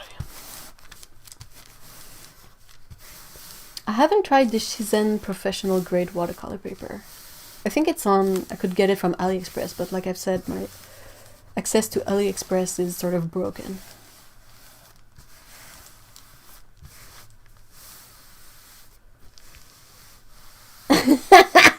No, but I mean, you can put me in my place. That's also very true. Like, everybody needs to be put back into reality every once in a while. Like, that's a fair point. Like, how can I know what's good or not if I don't have it? That's the worst thing, is that that's usually how I work. Like, I kind of work much easier if I can start from something, even if it's something that just doesn't work. Like, it's easier to fix something than to just create something that doesn't need fixing. That's absolutely true, but I don't know, perhaps it's because making my own sketchbook is kind of an investment too, because watercolor, like, imperial sheets are huge and I don't have very much room to cut them, so I don't know, perhaps I'm just not decided yet.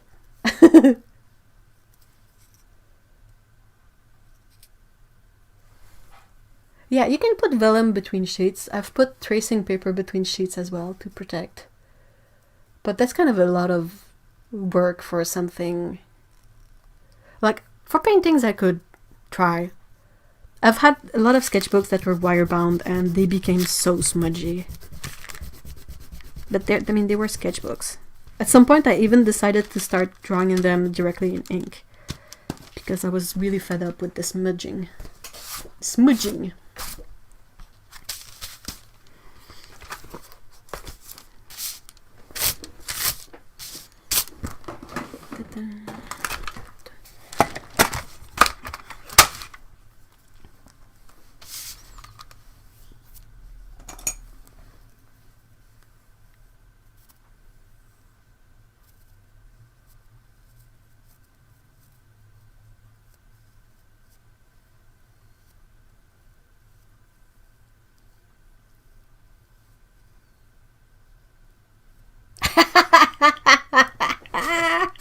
How many kinds of paper did one go through before you found what you liked? What does the paper graveyard look like for you? Mine looks like a lot of paper that I gave away, actually.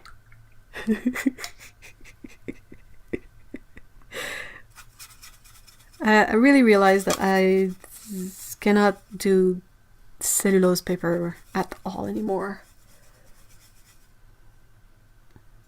Oh, that's just precious. Thanks, YouTube. YouTube has censored a message that had Dick Blick in it. But that's the name of a shop, guys. That's just what it is.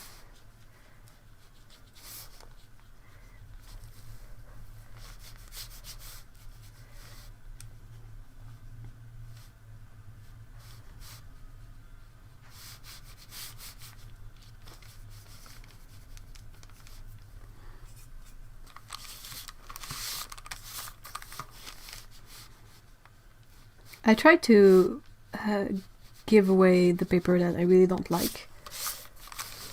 Like, when it was cellulose paper, I was able to give it to my friend who does workshop with kids. I mean, kids won't really bother about the type of paper. I mean, it can be used for acrylics, it can be used for many things, so it's not really an issue. I've had some hot press paper that I sent to Lee, because it's more useful for botanical work, and I kind of don't really like hot press. It's so hard to paint on hot press, guys. It's like everything looks weird.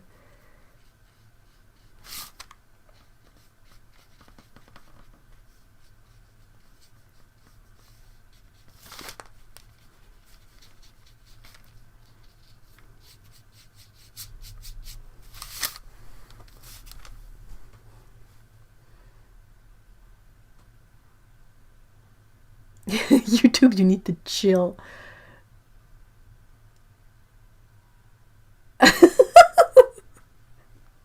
I have no idea why hot press is so hard to paint on. I think it's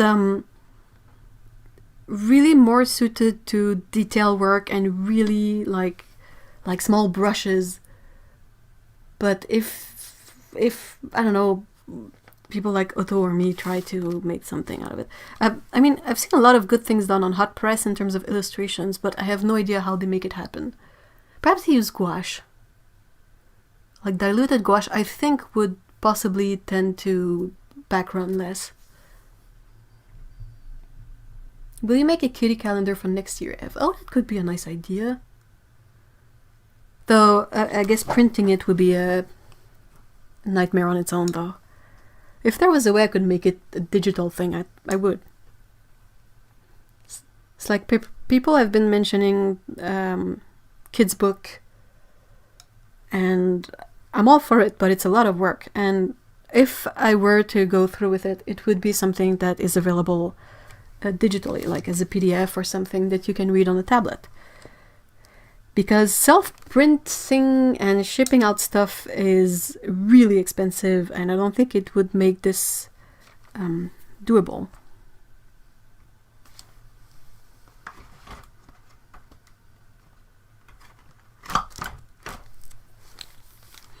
I think I made a chart to swatch these colors and have the reference, but I haven't filled it yet, so since I added new colors in there, I'm a bit like, Wait, what is where, and what did I add in, and what do I want to use now?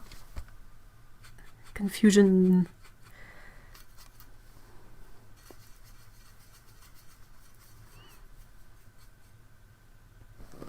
Is it not locked? Oh my god, stupid camera.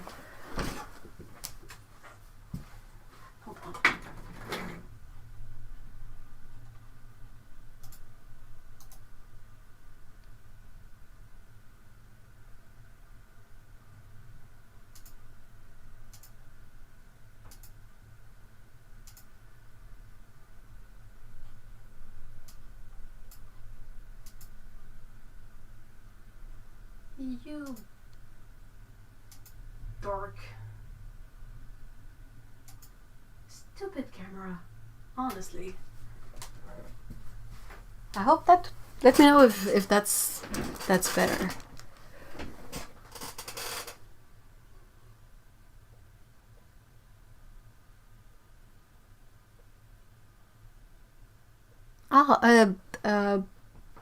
A coloring book would be fun too.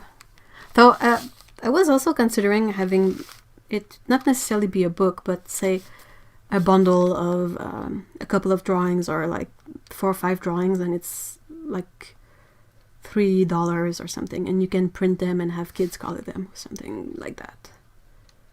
Because I could do like drawings and scan them as line work, or even easier, like ink them digitally. That way you get a file that is perfect. And sometimes when I scan things, because this has watercolor on it, sometimes the paper buckled just a tiny bit, and when I scan it there are some parts that gets hazy. This is schminke.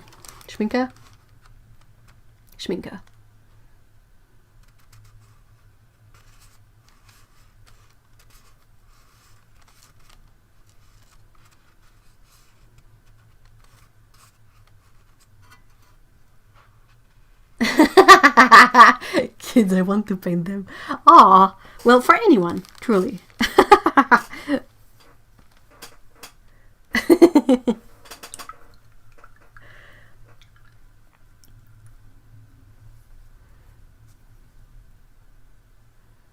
Like like I need new paints. No one needs new paints, but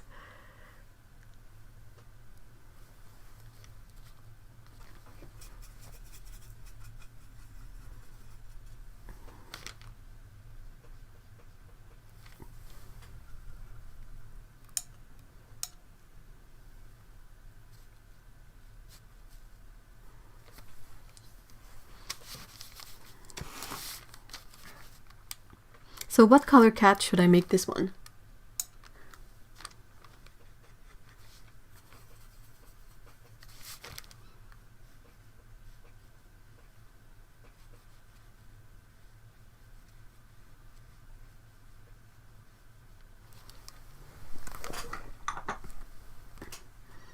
I have tried Sennelier. I've tried a great many paints.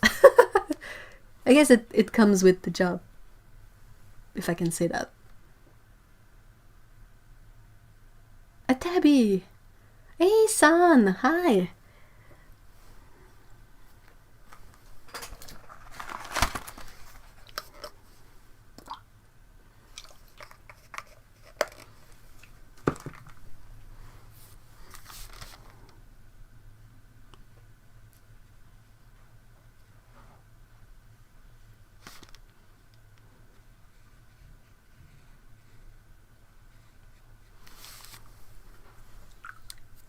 Peach Tabby.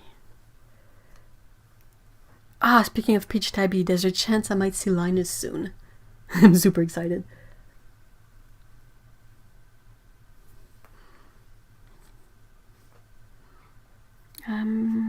Peach Tabby.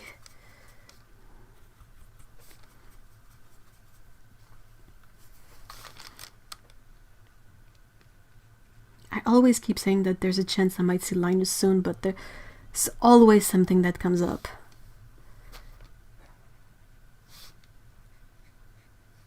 I'm excited to see him though, silly boy.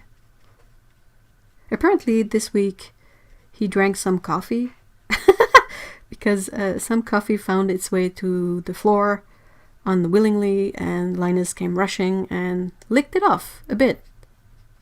And like, coffee is not good for an hyperactive cat already. Is there a brand I haven't tried? Some of the artisanal brand, like A Gallo.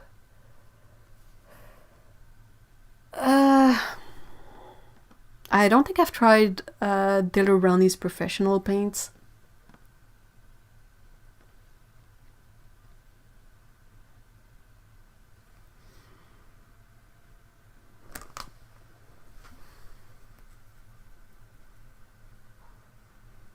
My favorites. I really like Holbein, Schminke, M. Graham.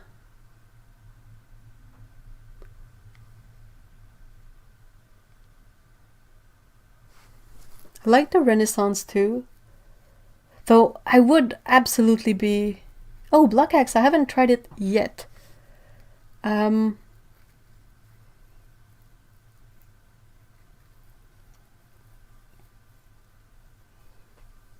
Oh, the other Rowney student grade paints are quite nice. The Aquafine palettes are really good. It's like super affordable, super pigmented, and really inexpensive. Oh, I'll have to go very soon actually, so I'll try to speed things up a bit.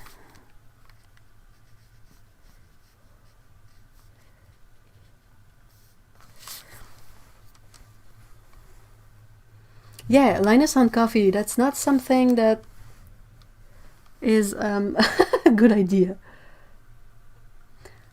My, oh, that's true, those are Artist de Lorani. Okay, so I've tried those, I guess. I was thinking of the tubes, but yeah, that's a good point. Block X I haven't tried yet, but I might try them soon-ish.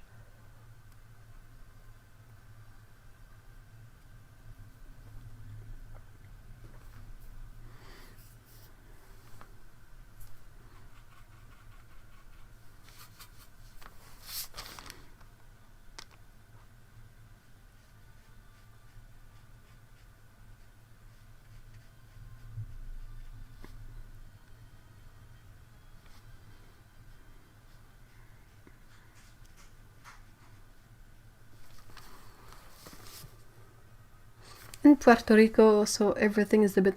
Well, whatever is affordable, available, and good is perfectly fine. Like, yeah, sure, we can see all the brands and all the pretty awesome stuff online, but ultimately, is it really worth it to go out of your way to acquire certain brands or whatnot? Not necessarily. American Journey, that's I've tried one color from American Journey. But yeah, I haven't tried those because they don't ship affordably to Canada, so...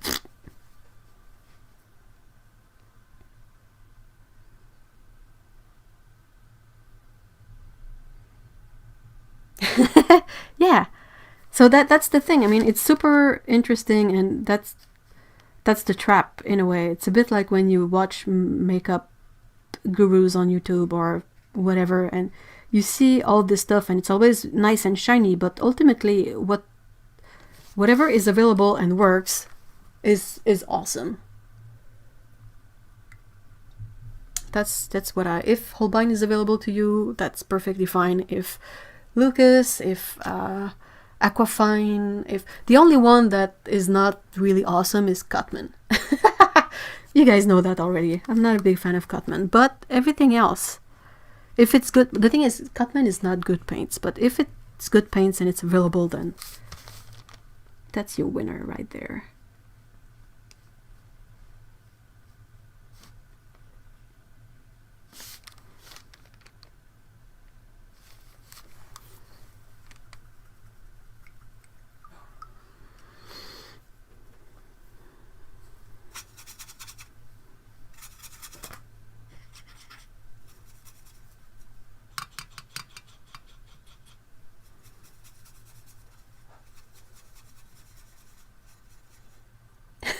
I'm still trying to think of a brand that I haven't tried. I'm sure there is a few, but like if I could look on Jackson's, perhaps I could think of some that I haven't tried.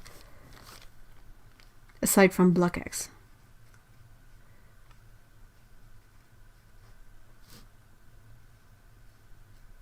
Oops.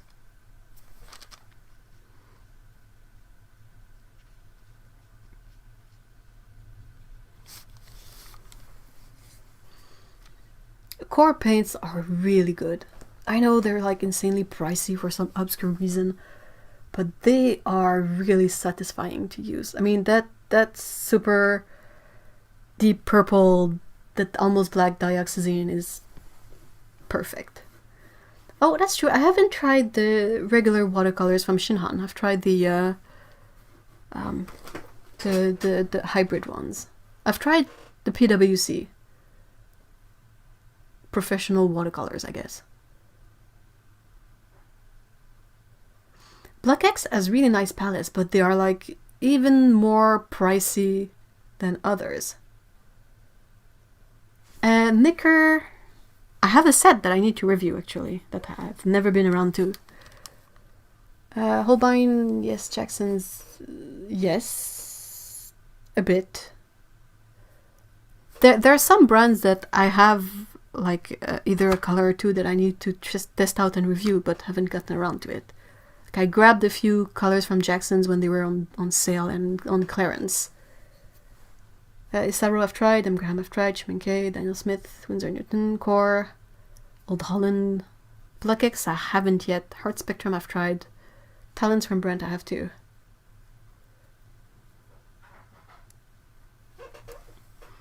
But I mean, I think that's the case for like if you take Otto or me. I'm pretty sure we've tried a really big amount of different brands. Sometimes it's just a few colors. I have one color from My Mary Blue that I've used. I need to expand further. I've tried Cassard, thanks to Otto. Tried Lucas. I haven't tried Lascaux, but Lascaux's paint is really weird. It's like a vinyl watercolor type paint. Shinhan, PWC I have, Sennelier, Derani, Turner, Aquafine, Lutea, White Knights, Shinhan Pass, Roman Schmal, Cliro. It's kind of weird to say it like that. Like, oh, I've tried quite a lot of them, I think. Obviously.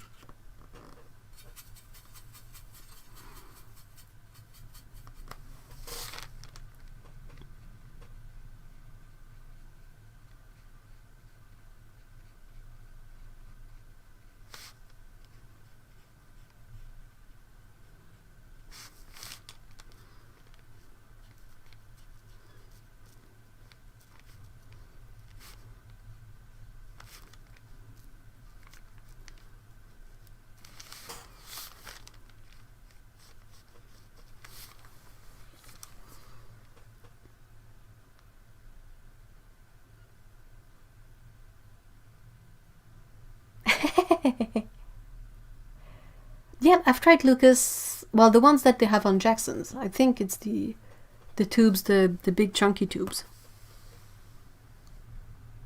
Hey, Veronica, hi. Oh, we were talking about those earlier. That's funny. Colors of the Iron Range. I really need to check them out.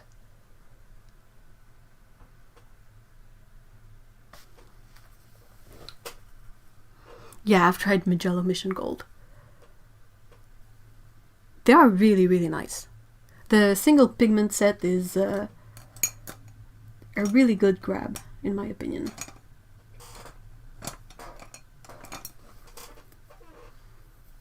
Jackson's Viridian, is it the genuine Viridian or is it a mix?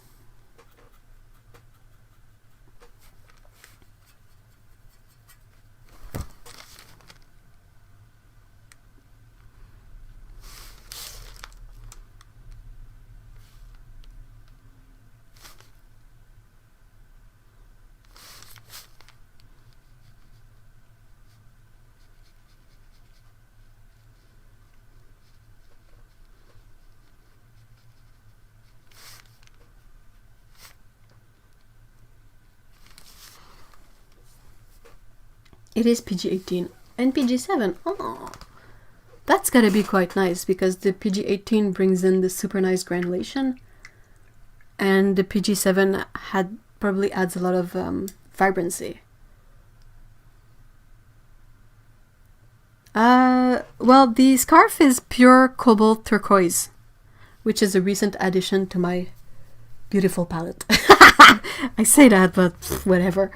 And the hat is the same cobalt turquoise but with a bit of cobalt teal in it, just so it's not exactly the same color. Holbein Viridian Hue, that's PG-7. Don't chop off your fingers! You need those for crocheting at least. Derwent Inktense pens. I don't know where they stand in the realm of watercolors and whatnot. Like, are they inks more or are they watercolor? I guess the best way to figure it out would be to check their light fastness.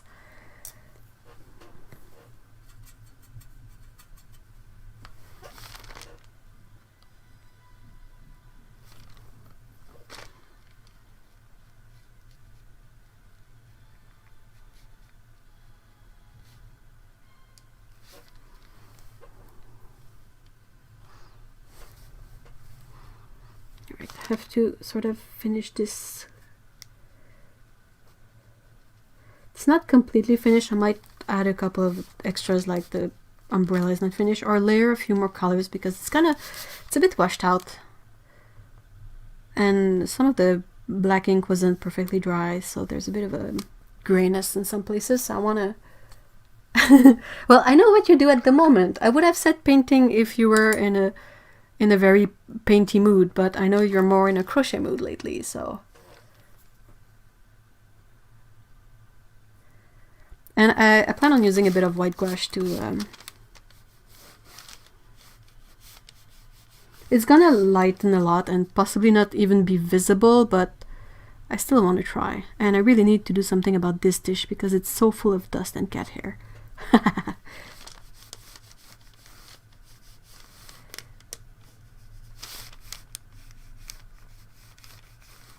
So yeah, that's not finished, but that's where I'm going with this.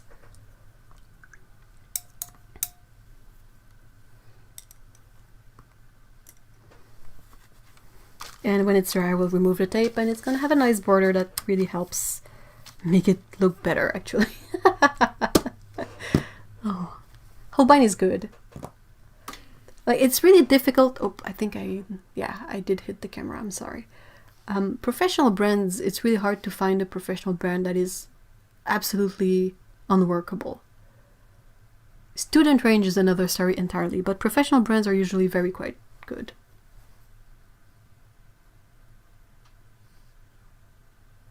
Oh no, you can see the dust cat hair through the camera. I'm so sorry. That's kind of gross. That's the silly thing though with this, or perhaps I don't understand this thing well. But, oh, I don't have Arteza. They don't really send stuff to Canada, or to me at least. I don't think I'm missing much though.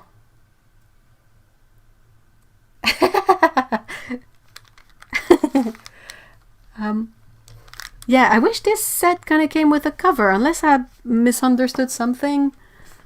There's like a flat one, but I don't really see how it's supposed to hold on top of the... I don't want Artiza. That's kind of what I'm saying. I mean, if someone likes Artiza and it works fine for them, perfectly good. But with what I have, I really don't need Artiza. If anything, I don't really need more than this, actually. But I've tried Dr. P.H. Martin's, but I ended up giving all of them to my friend. I haven't tried Ken Brumley's, so that's a good one. I wanted to, but they have kind of a shipping that varies. Can be a bit expensive. Because I gotta factor in the fact that everything is like twice the price in Canadian dollars as it is in pounds. So sometimes you see something and like, oh hey, £3, that's awesome! And then you realize that it's like $6-7. And you're like, oh wait, that's different. I've tried Terry Harrison Van Gogh. Yeah, you really are finding them all. Oh, wow. I haven't tried Stephen Quiller. I don't even know where to get those. Possibly his website. I have his palette though. I'm glad you guys love the kitty. It's really a good representation of the weather today. Like, when I was a kid, January was one of the coldest months with the most snow. And there would be like snow banks taller than me. And now there's barely any snow because it's raining on the snow. So it's melting all the snow. And then tonight is going to be just cold enough to make it all ice. Which I don't appreciate. Does Kohinoor make a professional grade paint? I haven't tried the SAA either. So basically I haven't tried all the star brands except for Cass Art. And Jackson's a bit. I can do the whole person voice again! It's my really bad old person voice.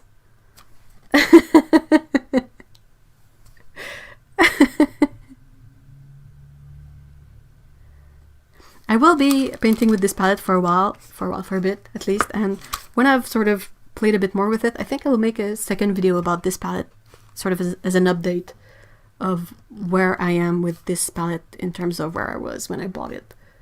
Back in my days! So yeah, this is basically the 24 colors set from Schmincke. I added 2 colors to it, and recently I switched out some colors. Because I realized that there were quite a few pens that were barely touched. Oh, I haven't tried Paul Rubens, that's true. Grumbacher, I had some tubes of them and I tried them a bit. But they had one of my tubes that was moldy at some point and smelled like really bad mold. I've tried Ecoline. But Ecoline is not light fast at all. So it bothers me that they call it like watercolor, like liquid watercolor. Da Vinci, I have a couple of Da Vinci here. I need to make part 2 of the manganese blue thing. I have a couple of manganese blue thingies here. All the thingies. I've tried Kusakabe.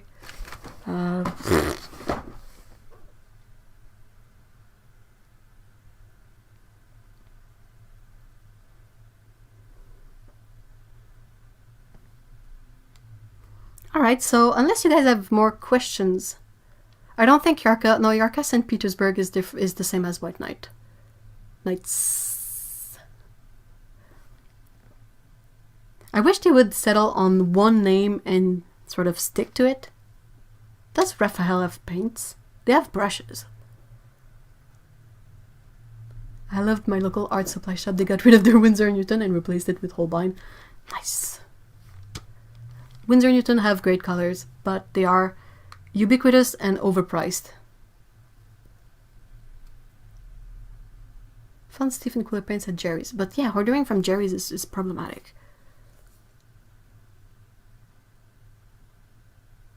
I have the Kuretake Gansai Tambi set. Oh, Otto, I need to remember to ask you about this single M thing. Like you have in Tambi. Or like there are other words in Japanese that have this single M that I don't understand. Just crossed my mind. I was trying to, you know, when you have Kuretake Gansai Tambi, it's with an M, but I'm like, how does this work out? The Japanese, like, as far as I know from hiragana and katakana, they don't have a single M. You have a single N, but not a single M. And I was like, how does that work out then? How do you get words like tambi? And there was another word with the M that I can't think of.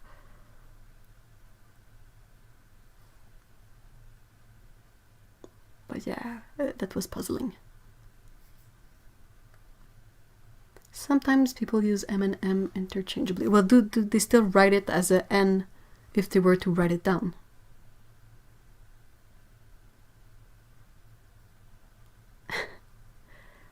Michael started carrying Daniel Smith paints. Well, we have Michael's here, but we also have the dessert, which is where I would buy my... I have many options for dessert. I have Studio 6 has them, I think, at the best price I've seen.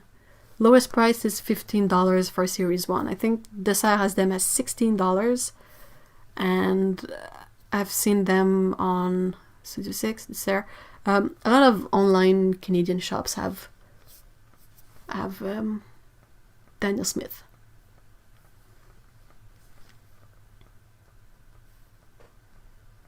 I've tried Rembrandt, yes.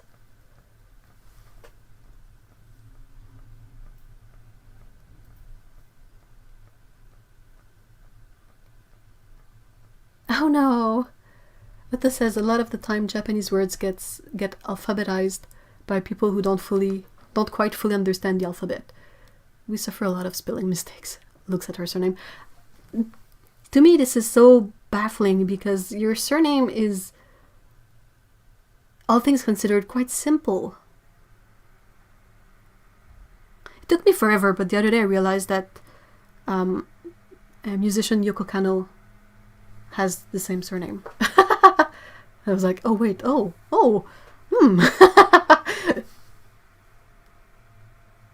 I even tried the Neo Color too from Caran d'Ache.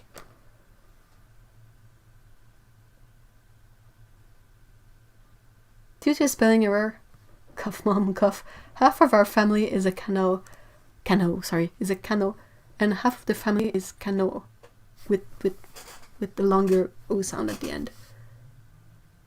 I do not have Daniel Smith Smalt Genuine. I don't think I've seen it. I don't think it's in my Primatech. Is it a Primatech color? Okay, I'm looking this up and then I really have to go, or Mr. E is gonna come drag me away. I don't have Smalt. It kind of bums me out because I really, really love these. Yeah, thanks. Thanks, tape. Thanks. Awesome. I do have the Dumont Smalt from Winsor Newton here, though. That did not happen. It's a complete ooh sound. Canoe. Though, I mean, isn't Kano easier to sort of work with when you are not in Japan?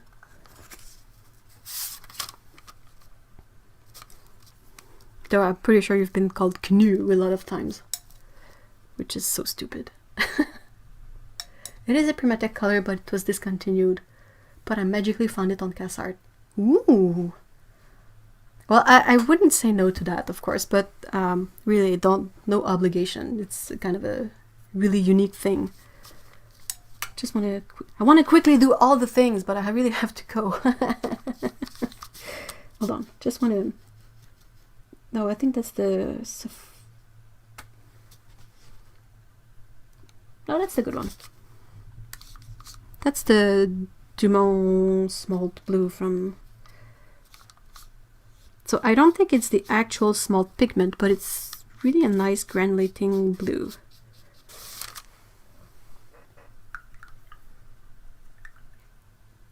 It is a spelling mistake.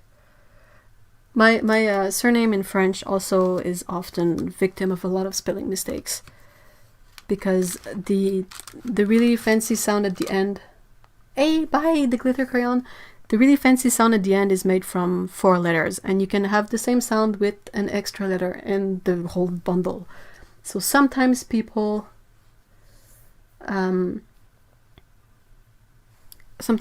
they sort of write it with an added letter in there, and it's kind of weird, but whatever. I will DM you on Instagram as soon as I get the chance, of course, and I need to send you some of the weird opera of ultramarine I made. Yeah, we can discuss the trade of if you want to try this beautiful smalt blue, even if it's not genuine smalt.